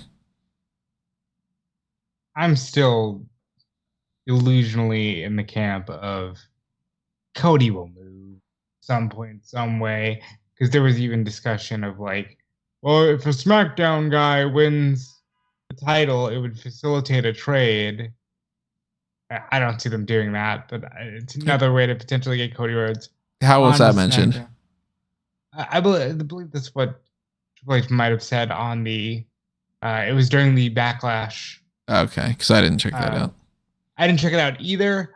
That was the prevailing thing I kept seeing on social media. So grain of salt. I don't think it matters. I think Seth Rollins winning the belt. So that is what it is. But I think Cody could get on SmackDown either way. I don't think they care that it's lopsided. I really don't. I think that McIntyre will turn, and that will be good enough to get a couple months out of someone. You know, I don't know. I'm very, very blah on the draft as a whole because it was a lot of the more things change, the more they stay the same.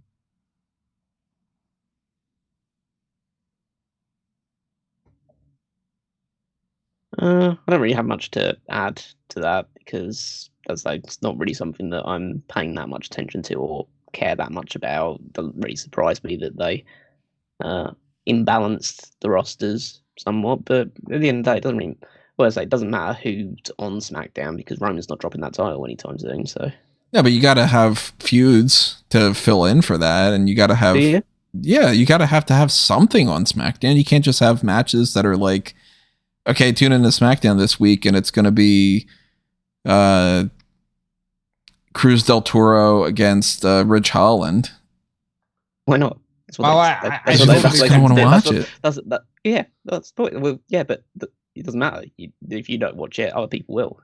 People just tune in anyway. So yeah, so I don't think they need to have. The way that I look at it is, if you look at it too much like that, not only is that making excuses in a lot of ways that I just don't like, but it's also like, well, then why don't you just fire 75% of your crew and just have reruns of old episodes? You know, like if nothing matters, then none of it matters. So then why are you producing a show to begin with? You know, so it's like they gotta at least think that they're putting something out there, that this is a balance that is going to work and that they've got something to work with. I think they think we have AJ, we have Bobby. That's enough to get us through a couple of Roman programs until we can reassess and look at the next big thing. That's me talking in the vein of they don't just do my idea and put the belt on Cody at somehow before SummerSlam, at which case, once you get rid of the Roman Reigns problem, you can reassess and look at your roster more broadly. But if they really just want to go with Roman, they've got Bobby, they've got AJ, they've got the infighting in the bloodline. It will get stale, but they have enough to get them through the year, I think. I'm worried that they're going to get stale on SmackDown almost immediately, because if you don't have somebody feuding with Roman and you've got such little baby faces as it is, if you try to I guess I should put it this way. I should have done this ahead of time if I would have made the map out. If you put the heels and the faces on the Raw and SmackDown side, you can see a big disparity where you go, after 2 months, I've currently got nobody really for Grayson Waller, Austin Theory, and the Bloodline to feud with any more baby faces, because I've already run through the 3. Like, you could do, obviously, Cameron Grimes can have a feud with Austin Theory, and Sheamus and the Brawling Brutes can have a feud with the Bloodline, and AJ Styles can feud with Grayson Waller, and Bobby Lashley is busy with Karrion Kross. Okay, you balanced it out. Then you've got your 4 big feuds going on. And Brady Dudley's up against Street Profits. And then you got the women's division. We haven't even talked about the women's division, but you've got basically 4 feuds. And then you just keep shuffling the deck with those. If somebody gets injured, you're screwed. And if you have to kind of speed something along, then you're screwed. And you're going to end up being in a situation where within a couple months, we come around to SummerSlam, we're going to be like, shit, we're either repeating the same thing a million times over. And my God, how many matches between Austin Theory and Bobby Lashley are we going to see this year? Or they're going to have to start moving people around, and it's going to defeat the purpose of the draft to begin with. Well, that's been their issue for 10 years. They keep putting themselves in a spot where well, if someone goes down, they're fucked. And it's like they don't want to learn the lesson from there, which I do think that this isn't the end of the draft. Even though the draft itself is over, I still think that there's going to be some call-ups from NXT. So maybe that's part of their plan is like, well, in a couple weeks or a couple months, we're still going to move up Braun Breaker and we're still going to whatever. But I think the women's division is in a little bit of a healthier spot than the men's division, at least as far as SmackDown's concerned. And I think that Raw has a little bit too much of a top babyface side of things. And we're going to see people like the Odyssey Jones types that are brought in there not have anything to do. So then they're going to fall by the wayside and I don't think that they plan this out well enough. And I think that they're going to catch themselves in a couple months where they're going to go, shit, we really need to shuffle the deck again. I'm worried about that, but some interesting stuff going on the NXT call-ups. Let's just break some of those down. We got JD McDonough and Odyssey Jones, Vera and Sanga, and then of course by proxy in Jinder Mahal. So Indu Sher, that trio over on Monday Night Raw with Odyssey Jones and JD McDonough. I think McDonough could be a nice mid-card guy that they lean on for a good match or two, like they've done with Johnny or Gable. Rumor has it right now they might go in the Judgment Day. They're not putting my God, they're not putting Finn and Finn 2 in the same group. They can't. Could be. I mean, for all we know, they plan on bringing him on there and be like, "Yeah, you're my brother," like an Edge Christian thing. It's a little on the nose. I'd be a bit worried, but I guess they could. Odyssey Jones of the Raw call-ups for the men.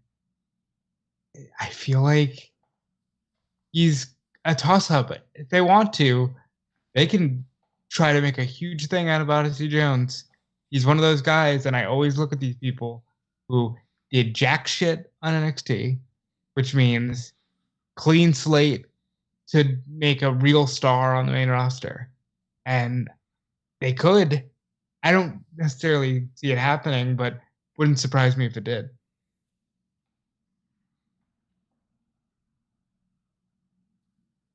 Thoughts on these guys, Callum? Yeah.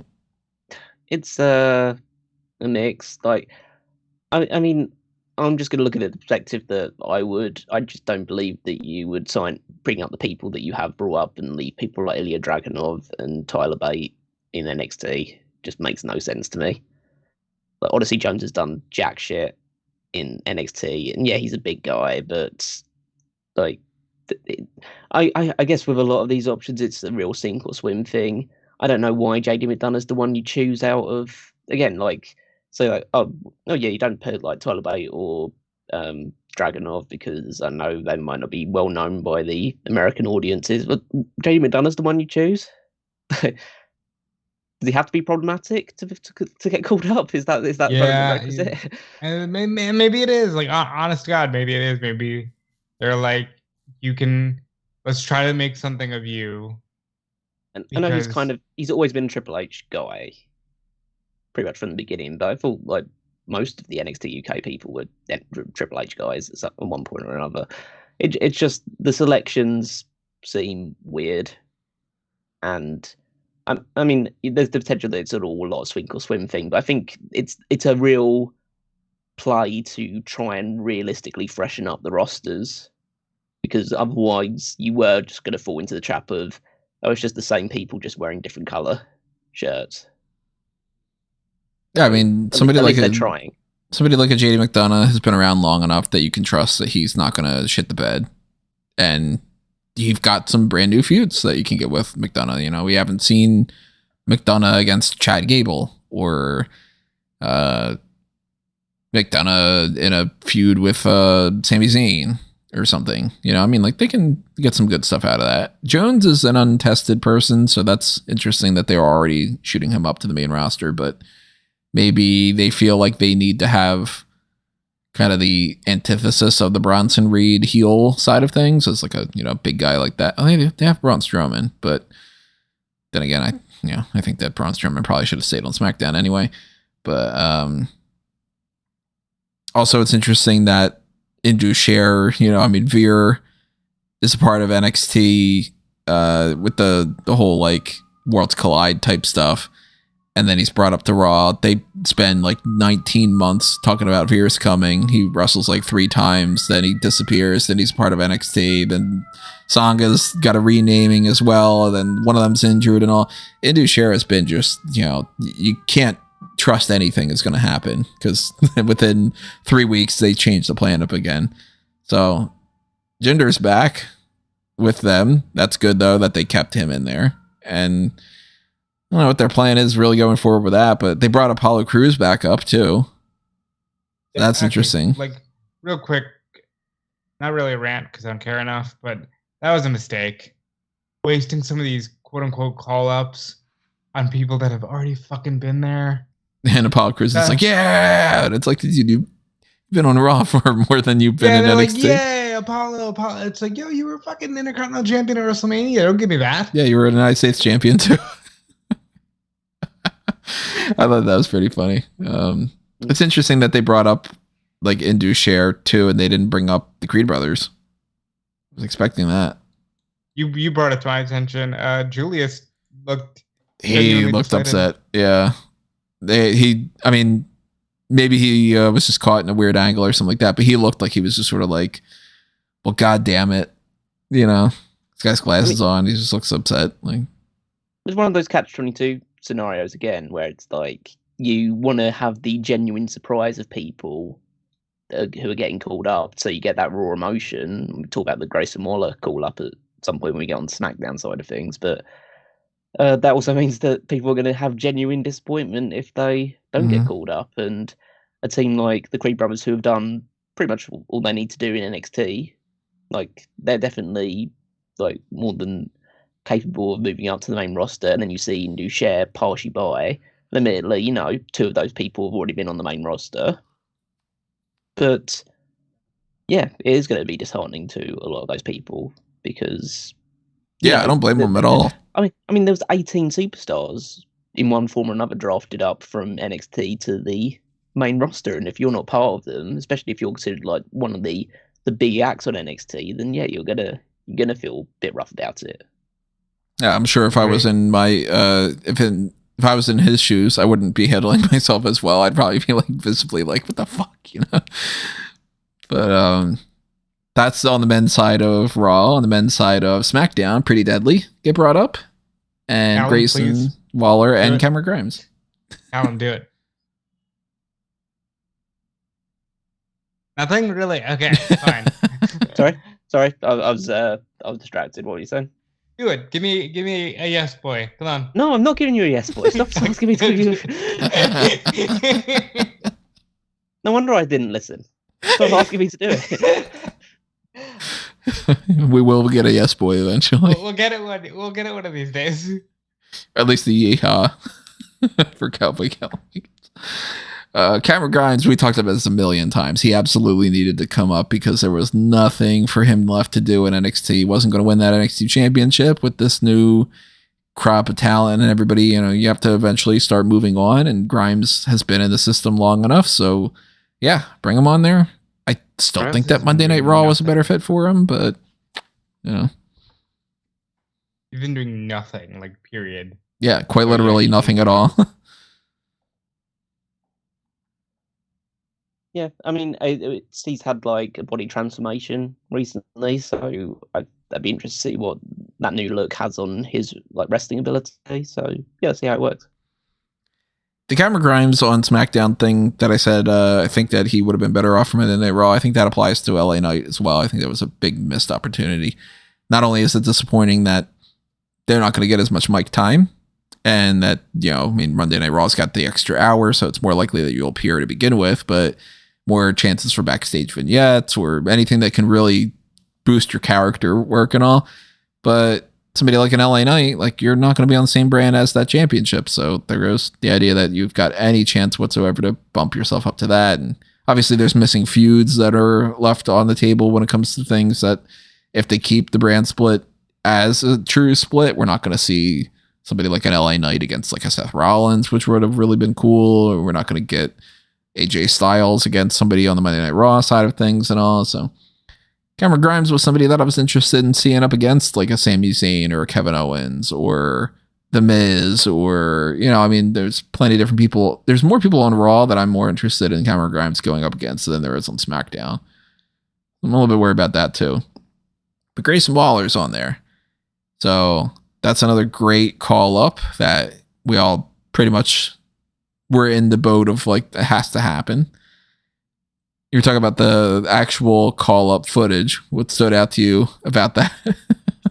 I'm of the belief that like they called them up dead last as a joke, as like a, aha, we wanted to get your reaction, because realistically, Shawn Michaels should have said, hallelujah, praise the Lord, I'm free of this guy, Grayson Waller. And then Grayson Waller could have done a promo with Mackenzie about, screw you, Shawn, I'm going to go be a bigger star than you ever were. That would have put him immediately in a different light than the rest of these people.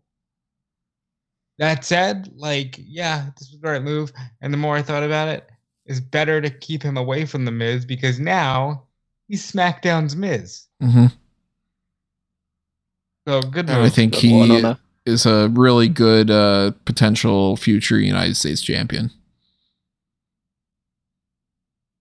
Yeah, and I like you could tell the raw emotion that was coming through him when he had his kind of NXT exit interview, and drinking Foster's out of a boot was a nice touch. Yeah, this whole shoe gimmick thing's pretty funny. Pretty Deadly are alive. They didn't drown at the bottom of that river. That was one of the best things, was that tweet they put up of basically saying it wasn't deep enough. That's just a great way to basically to just undercut the entire thing and just make sure, okay, yeah, we didn't die. That's cool. Yeah. They're a great act. It's that they will do well on the main roster. Yeah, I'm looking forward to what they're going to do. I'm surprised, pleasantly so, that they chose to separate them from New Day, but I think they're going to do great. Let's talk about some of these women's division call-ups. We got Alba Fire and Isla Dawn. And the way that I phrased this going into it was Alba Fire and Isla Dawn are going to go up against Katana Chance and Kaden Carter, who got called up to Monday Night Raw, for the chance to vacate the titles, because that ended up being two of the Raw picks were Katana Chance and Kaden Carter. So that was kind of awkward. And also Indy Hartwell. I don't think they've been back. Indy Hartwell transferred over to Monday Night Raw, so they addressed that. We'll talk about that in a moment. Also, Zoe Stark joining the Monday Night Raw side of things. So she's the easiest one to break down here. Zoe Stark in a good position to be on the main roster. I think that we all kind of looked at her as somebody that could get called up and actually swim instead of sink. I wonder if they made these call-ups decisions and where they would go before or after they decided that Raw would be bolstered by Ripley. Because Zoe should be challenging Bianca. She's an easy, let's just make a new star, a new heel star for our established babyface champion. I mean, they can easily make a babyface. I guess they could. Yeah, you're right. You're right. But I like what she's doing as a heel. I mean, it's good that they decided to call up someone from NXT who knows how to wrestle. So that's good. Yeah, you're absolutely right. A lot of the choices they made were actually people that know how to wrestle. So they made good decisions on the women's side for the most part. Well, let's talk about some NXT stuff to kind of bounce around a little bit here with that. On NXT, we got a little bit of a clarification of how they're planning on doing some of the title switches with that, because Indy Hartwell was one of the ones that was brought up, and she not only has to vacate the title for that reason, but she's also injured right now. So that's kind of carrying over from last week with the whole whether or not that was like a legit injury or not. It was. Seems like she had an ankle sprain, so she'll be out for a little bit. But obviously, good news is it's like a 4-week thing. Yeah, not expecting it to be something that's super duper going to be impacting her spots on the main roster and all. But she is on the same brand now as all of the other members of the Way, except for Austin Theory. So I am fully expecting her, Dexter Lumis, and Jenny Gargano and Candice LeRae to be a foursome there. That's probably the best case scenario for her. But she also had said in the process of this, which was also when Booker T was ordering his DoorDash, getting his chicken parm from TGI Fridays. She said that they are not only going to have her vacate the title, but a tournament is going to start next week. And that's going to end at Battleground to crown the new champion, which prompted everybody else to come out and brawl, because it's like, okay, we all need to, I guess, fight each other right now to show that there's people on the roster. My gut instinct, without knowing, of course, who was in the tournament and what the bracket lineup is, I'm still falling back to, I think it's Cora Jade.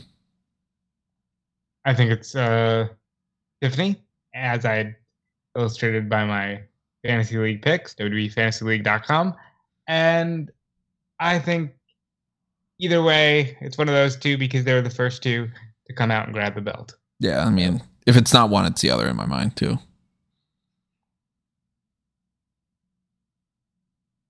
Yep, one of those two. There's a chance, which they've done in the past, where they've been like, that's a little too obvious. Let's go with somebody else. And we've seen. Well, they did that with Indy. Yeah. In the first place. Yeah. But I mean, like, we have seen situations like this where it's like you wouldn't necessarily expect that person, and then they just go with like Kiana James, and you're like, what, really? Like, okay, let's strap ourselves with that rocket instead. And we're pulling out that maybe this is where they give a big push to Fallon Henley or to, I don't know, whoever. But I think that it's between those two or Roxanne to just win it back. Could be Gigi, could be JC. I don't know. It wouldn't be the craziest thing in the world, but I'm leaning more towards Cora. So that's one title moved out of the way. But the tag team titles, Alba Fire and Isla Dawn beat Katana Chance and Kaden Carter. So what's interesting is they kept referring to this as like, oh, so the NXT Women's Tag Team titles are moving to SmackDown. I don't expect that to happen whatsoever. I expect them to vacate it as well. But I hope, at the very least, that they're going to treat that somewhat like almost kind of the SmackDown women's titles in, for a moment here and there, and then do a match against Liv Morgan and Raquel Rodriguez, because they're both on Monday Night Raw, and to just get rid of the NXT women's titles. Just have title for title. Whoever wins is going to be the women's tag team champions. We don't need the NXT women's tag titles. I want to congratulate WWE on equality, because they have also said, fuck you, we'll vacate, we'll sort out our men's world title issue, but we will not address our men's tag team title issue. So I congratulate them on equality. But this is also stupid, because why is Indy vacating and why don't they have to vacate? What rules are we playing by here? Well, my understanding was Indy's vacating because she's injured. She didn't really phrase it like that. She kind of said like, well, I'm injured and I'm moving up to Raw. So she's basically like, since I'm going up to Raw, here's your belt. Like, and throughout the weird tag team title match, they were like, well, we know Fire and Dawn will come back to defend, but will Carter and Katana? I was like, why are you trying to establish this, that they can choose whether or not they want to defend the titles? Like, it's dumb. I don't know. I didn't like the way they handled this, but I would like to see the belts just become the SmackDown Women's Tag Team Championship, and then just come up with something else on NXT. Oh, see, I don't want them to actually call it the SmackDown and the Raw Tag Team titles. I just specifically want them to be like, we're holding those belts. Them merge the belts with the other ones, because what are you gonna do? You're gonna have, we have a hard brands, but accept the Women's Tag Team Champions and travel. Well, the men's tag team championship's not figured out either, so I'm assuming that that's a traveling title as well. That would be so dumb. Because then what's the point of the brand split? Like, well, establish. We're talking about a company that's got the SmackDown people fighting for the Raw exclusive world title right now. Yeah, of course. It's like establish the rules, damn it. I think that they're going to treat the tag team titles like that going forward. I think that they like the idea that they could have less teams and they could have whoever they want to be in that position, they can have them show up on both shows. So we might get confirmation of that tonight. You know, for all we know, maybe Alba Fire and Isla Dawn pop up on SmackDown and it's like, you know, we're putting out a challenge to Liv Morgan and Raquel Rodriguez, or maybe they don't. I don't know. Maybe they do the kind of thing that they've done before where they didn't vacate the title in any capacity, and then when they do pop up, they just don't have the belts. And then on NXT the next night, or well, a couple days afterward, the next episode at least, they end up going, oh, and since they vacated the titles, and you just go, you didn't have a segment? Oh, fine, you know. But I think it's good that Alba Fire and Isla Dawn are up on the main roster. I think Casey and Casey are going to be relegated to jobber spots, unfortunately. I don't like it. The idea that they could be jobber spots, or the idea that they're on the roster to begin with. I don't like anything with the way they handled their women's tag teams. I would like to see some like real focus on the women's division. I don't want any of these people getting called up to be jobbers because we need new stars. I mean, the only thing that really stood out to me for the women's thing is that obviously I'm happy that Alba and Isla have been called up, primarily Alba because she's a very good wrestler. I didn't see the logic in not putting Piper Niven on the same brand as them.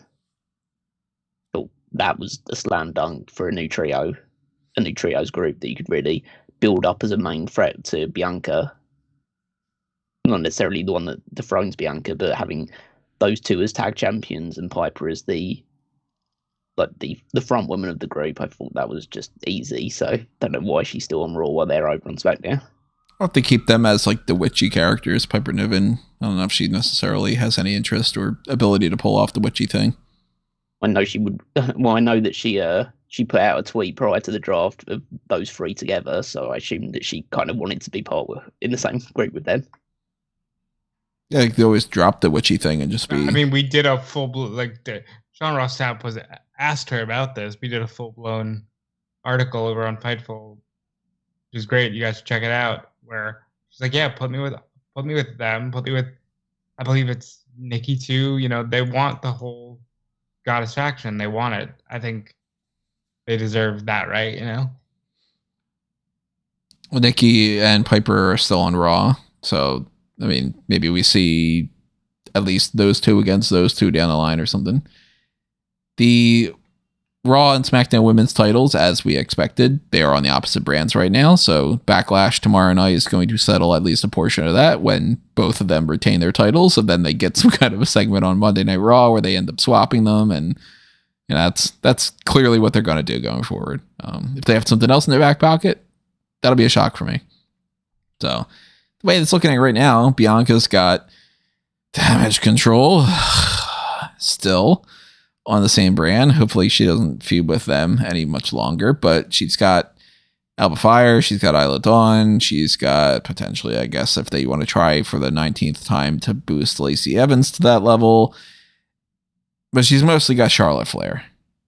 And that's really the only feud that she's got that's like a high profile feud that they can do.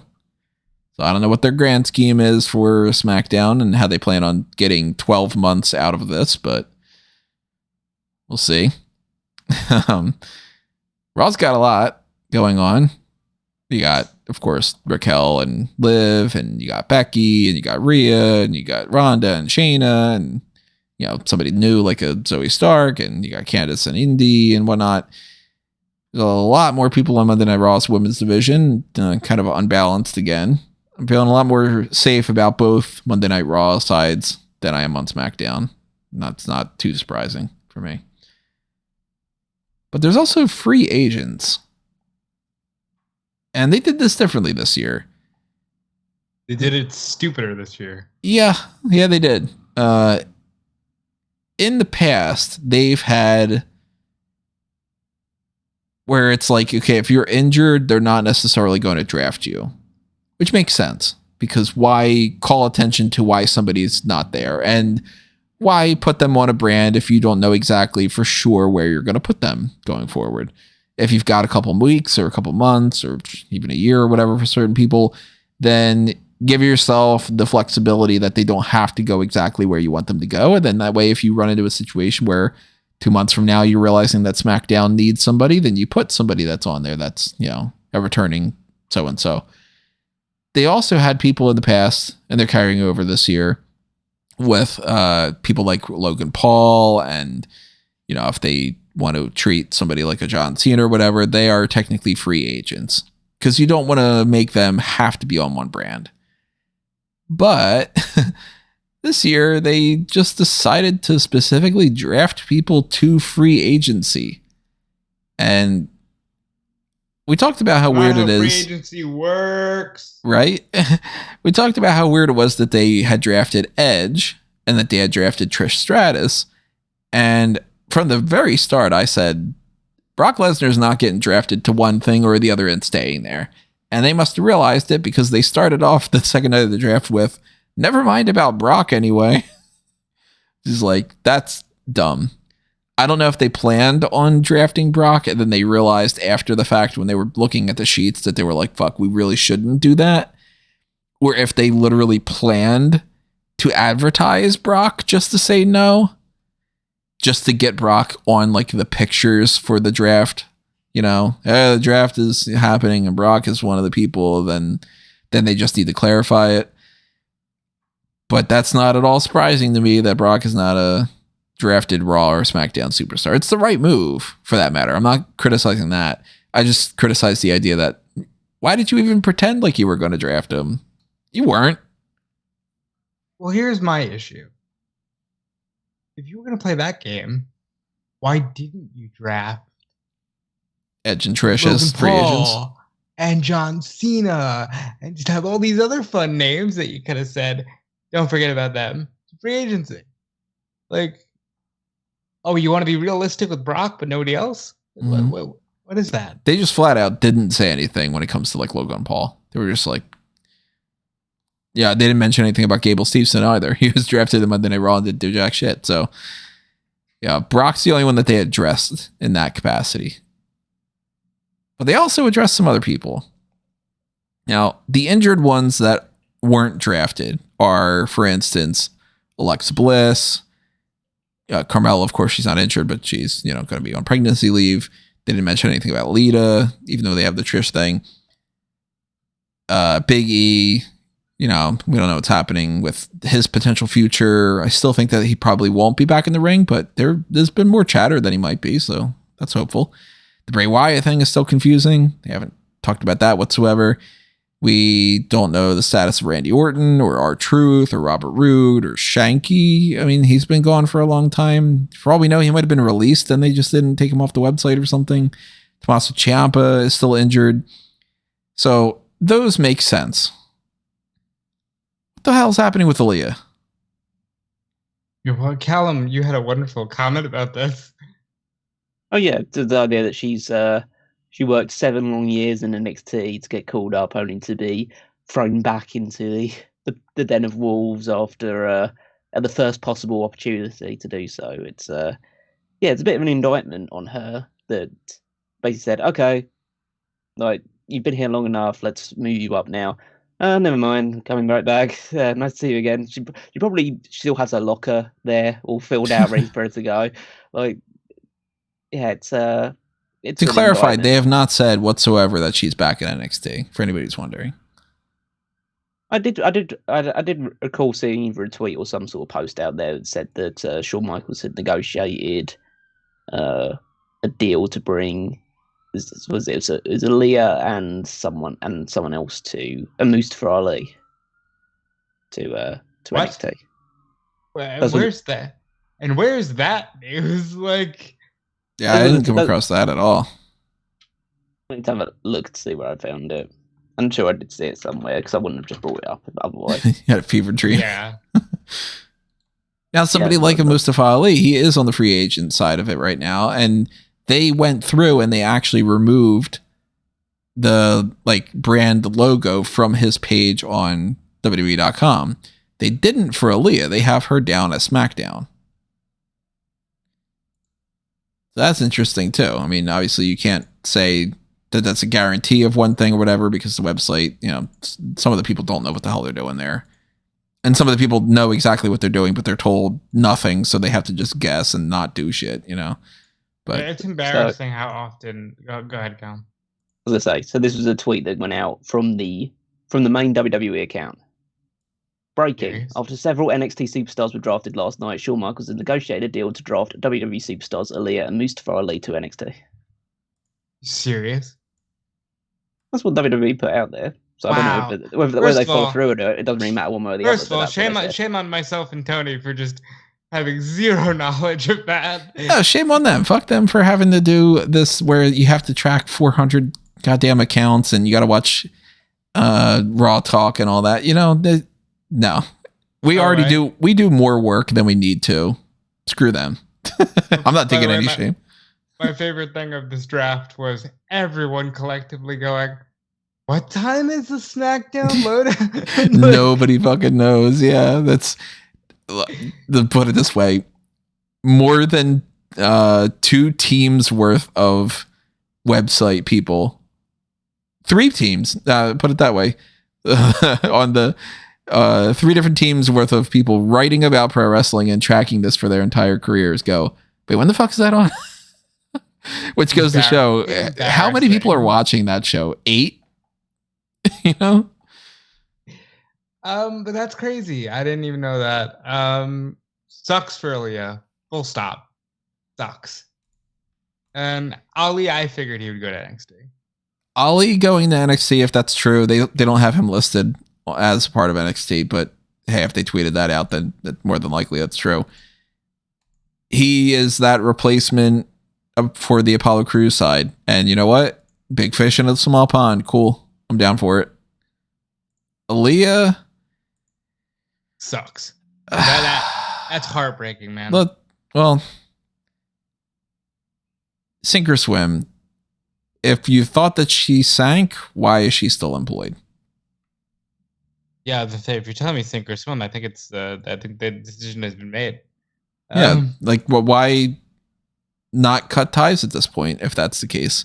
She was in NXT for years, and you didn't call her up because you didn't think that she was ready. You called her up. You didn't do that much with her. She's got some Guinness Book World Record thing with Natalia, and you gave her a 8-minute kind of title reign or whatever with the tag titles. I don't know why 8's my number right now. Clearly they don't think that she's got it. So maybe just move on. Maybe just let her go. She spent how many months now where she's not been injured and they haven't bothered to put her on TV? So you couldn't even have used her as an enhancement talent for somebody to get like Rhea Ripley to beat up? If she's not even good enough for that in their minds, then what the hell are they employing her for? And if she is good enough that they were just like, we got to wait until we got something good for you. It doesn't give me that kind of vibe for you to send her back to NXT. So I don't know. I get a sense that they don't want to fire the girl, but they don't really like her future. Yeah, that's really unfortunate, man. Yeah. So other people that are free agents, though, because they just decided like, this person's a free agent, that person's a free agent. And some of them, they said, negotiated to be a free agent, like the Brock Lesnar thing. Some of them, they just said they didn't get drafted, which to me, that kind of speaks volumes to be like, hey, screw you, Dolph Ziggler and Elias and Cedric and Shelton and Ali and Baron Corbin. Like, you guys aren't worthy of getting drafted. This is like, that's kind of mean. I have a different theory. They just don't know what they want to do with them yet. Ziggler, they'll figure out real quick. I think the Hurt Business will all end up together, and I think Omos will end up wherever the Hurt Business is because MVP. Well, it's weird that they had Elias do a promo about it. So they called even more attention because he's like, well, hey, Rick Boogs, it's great for you to be on SmackDown, but I could go to Raw or SmackDown. I don't have to stick to one brand. So they're keeping them together, but then they're also specifically not having Elias be a part of the SmackDown roster. I don't know what they're planning on doing with that, because to me it strikes me as they'll probably just move him on SmackDown. That's going to be the end of it. But for some reason, they think that it's either interesting enough to be like, let's keep people guessing, or they really don't know if they want to keep that team together, but they want to keep pushing that team. So what the hell is that? Is this just a matter of like, you want to have your cake and eat it too? And even if it's a guy like Elias that you don't have a whole lot of faith that you're going to put a lot of attention to in the future, like a Brock would, that's somebody like a sticking point? What the hell's going on? Yeah. They want to have their cake and eat it too. You said it. Like, and then just do that with, like, why Elias? You know, like, just do that with everybody. If that's what you're worried about. What is it about the Elias side of things that makes them go, I don't know if we can. He can talk and he can sing. And if that's their idea, he hasn't been doing that on Raw, so they clearly don't really feel like that's an asset. You know, actions speak louder than words. Yeah, what do you think's happening with this, Callum? Do you think that there's like a reason, or is this just like batshit crazy miscommunications, or what? I just think they've. Well, it's probably one or two reasons. One, they just think it sounds exciting because it's free agents, and so people could show up on any show in the near future when they decide where they're going to go. And so, oh my God, Baron Corbin showed up on SmackDown. I guess he's here to stay moving forward, and trying to add a little bit more just long-term excitement to the draft. Or probably the more likely thing is that they don't have any plans at all for any of those people, and so are just waiting until they figure out something and then put them on the show that they end up being on. I think the only two that they have plans on being in like legitimate free agents are Lesnar and Omos. The rest of them, they're probably just a case of, yeah, we don't have a fucking clue what to do with this person right now. Just say they're a free agent, and then when we have an idea that they're going to be on Raw or SmackDown, or who they're going to be in a feud or rivalry, then we'll just put them on that show.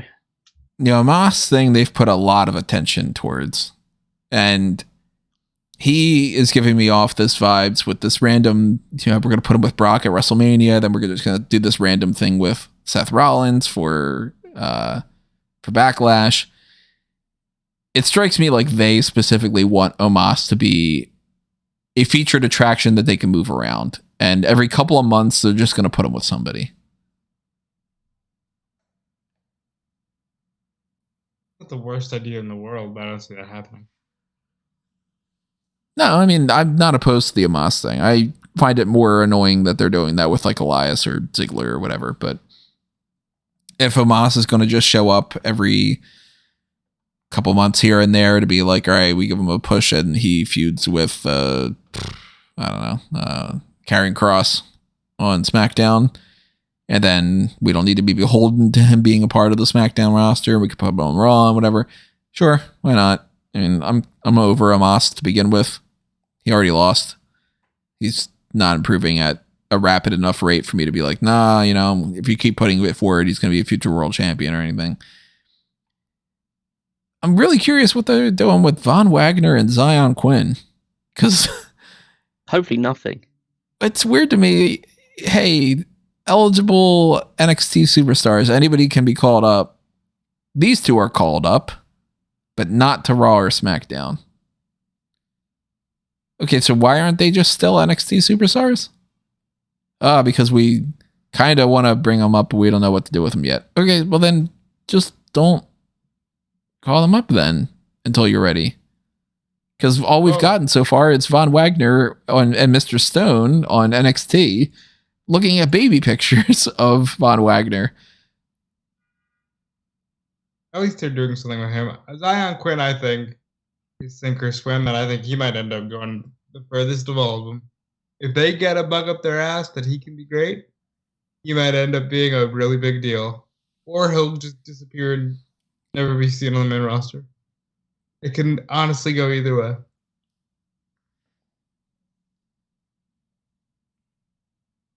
I'm not impressed. I mean, I've never been impressed with either of them to a great extent, so I don't really hold out. Well, I'd say I don't hold out much hope. I was never impressed with most of the people that have actually gone up from NXT to actually be somewhat successful in the main roster. So maybe those two work for him. Like Vince just sees them walking around backstage at one point, saying, "Wow, you're tall. Why aren't you world champion right now?" And then it just that's what I'm saying. That's how it goes. But yeah, so either way, it's not super exciting. But they can't be any worse than Karrion Kross. It's just interesting that they decided to do that this way.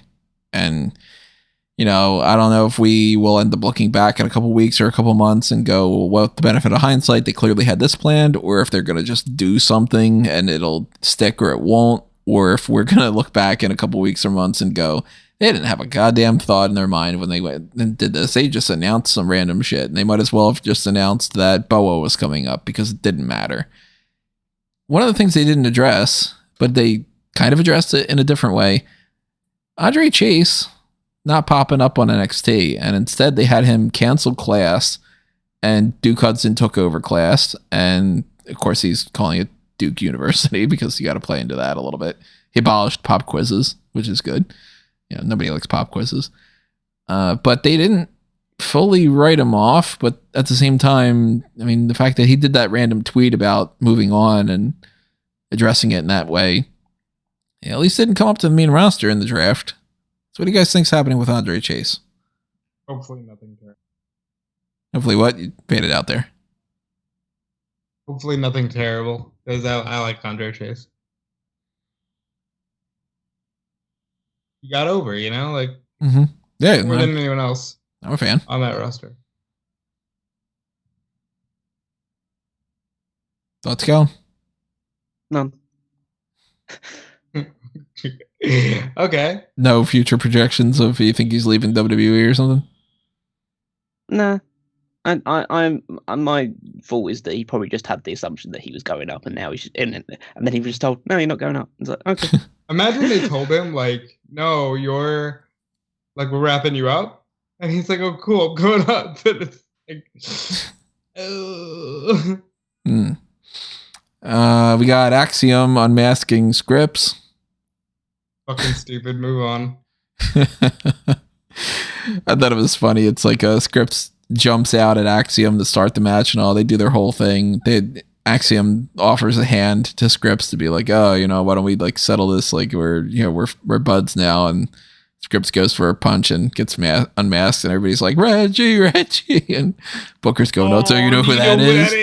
Yeah, it's like, yeah, everybody knew who that was from the very start, and everybody thought this was dumb. So yeah, Scripps is awful. But maybe this is the end of Scripps, and maybe he goes back to being Reggie, or maybe he keeps the Scripps name and just doesn't have that dumbass mask anymore. JC Jane and Gigi Dolan had more of their feud. I'm not really digging it. JC is she had a cut in her head, which apparently you're not allowed to take pictures of anymore. That's another thing happening right now. You're not allowed to show off on Twitter if you like your wounds. That's strange. Yeah, guess that's the thing going around. Maybe they got a little bit spooked from the Finn Balor thing from Mania. Trick Williams got some praise from Apollo Crews, and Williams is going to fight Braun Breaker next week. Not much going on there. And lose. Yeah, totally going to lose. That way it sets up Braun Breaker to look even stronger against Carmelo Hayes for Battleground. Wesley retained over Drew Gulak. I still think that Charlie Dempsey's got a chance to win that title, but might have to go through Tyler Bate in the process. Danny Palmer had her debut, despite the fact that she had already been a part of that, despite the fact that she had already been a part of NXT Level Up as well. But that's how they treat things. They go, oh, the person's debuting. You didn't see them before. And, yeah, pretty good debut for the most part. Any thoughts on Palmer? Nope. Okay. You're not going to ask me for it because I didn't watch it. So. No thoughts, Rob? Or did we lose Rob? We might have lost Rob. Well, Dijak plans on beating up Ilya Dragunov next week as well, so that's another thing to look forward to or whatever. And then on SmackDown tonight, what do we got on the lineup for that? We've got Bad Bunny's going to appear. Cody Rhodes is going to be there. Shinsuke Nakamura is going to go up against Karrion Kross to try to rush that feud because they are on separate brands. So we just have to immediately end that feud, which is kind of dumb. But yeah, that's what happens with Karrion Kross, right? He starts a feud with somebody and then they can't do it for a while. So what, maybe the fourth feud that's been the case like that? The Drew McIntyre thing that they had to wait on. And then they got the Rey Mysterio feud that they ended up having to wait on because Rey was injured. I feel like there was another one in there. But if you end up being in a program with Karrion Kross, that's like a death knell to you for some reason. Not a storyline way. And Anderson and Gallows are up against Viking Raiders, and they have to end that because the Viking Raiders moved over to Raw as well. So that feud's already dead. So our SmackDown lineup for tonight is we're ending two feuds that just got started. Also, two people will appear and cut promos. Yay! This is what happens when you have nobody on your roster. This is what I'm upset about with the draft. So I'm so sad I'm going to be missing it. Yeah. Well, I'm going to have to watch it. So that's what I'm disappointed about. So, I mean, that's some stuff we're going to have to pay attention to going forward about how they plan to move some of these people around with draft and free agents and whether or not they're going to realize some of their mistakes and how quickly they're going to realize that and how they're planning on balancing out the championship, especially the tag titles and the NXT women's tag titles and all. I don't know, but we got Backlash coming up tomorrow night. So, of course, we will be talking about that when that comes up, and we'll be doing our post show immediately following that, talking about probably Cody losing to Brock Lesnar and most likely not a whole lot of other big news happening there. Maybe a title change, but maybe not. Highly, highly doubt it. At the very least, if it's only going to be the United States title, if anything. But, could be some good matches too. So, if you are not already subscribed to this channel, go ahead and do that. Make sure that you also ring that little notification bell. That way you know when we go live for the post show. I mean, it is going to be immediately afterward, but that way you just get that little email that gives you the link as well to go along with that. And make sure that you're staying tuned to everything that's happening on smarkoutmoment.com, including following us on Facebook and Twitter at smarkoutmoment and following all of the things on Fanboys Anonymous to help out that side of the mango tree. Go to fanboysanonymous.com for that stuff, like Blueprint Project and everything that I mentioned before. Go to the link tree that I've got on anthonymango.com and amangotree.com. You can follow all the different links for both of those brands and everything else, like my own personal stuff at Tony Mango. You can follow Rob over there at Dude Felice. He did lose his connection, so that's why he was not talking for a little bit there, and he still hasn't gotten it connected yet, but DudeFelice.com is forever coming soon, so check out what he's got over at Dude Felice. Check out what Callum's up to as well. Yep, you can find me on Twitter at Wigmeister14. You can follow the power rankings over at smarkoutmoment.com, my weekly contribution every Saturday. So if you want to see the latest rankings of the WWE Superstars, you can head there.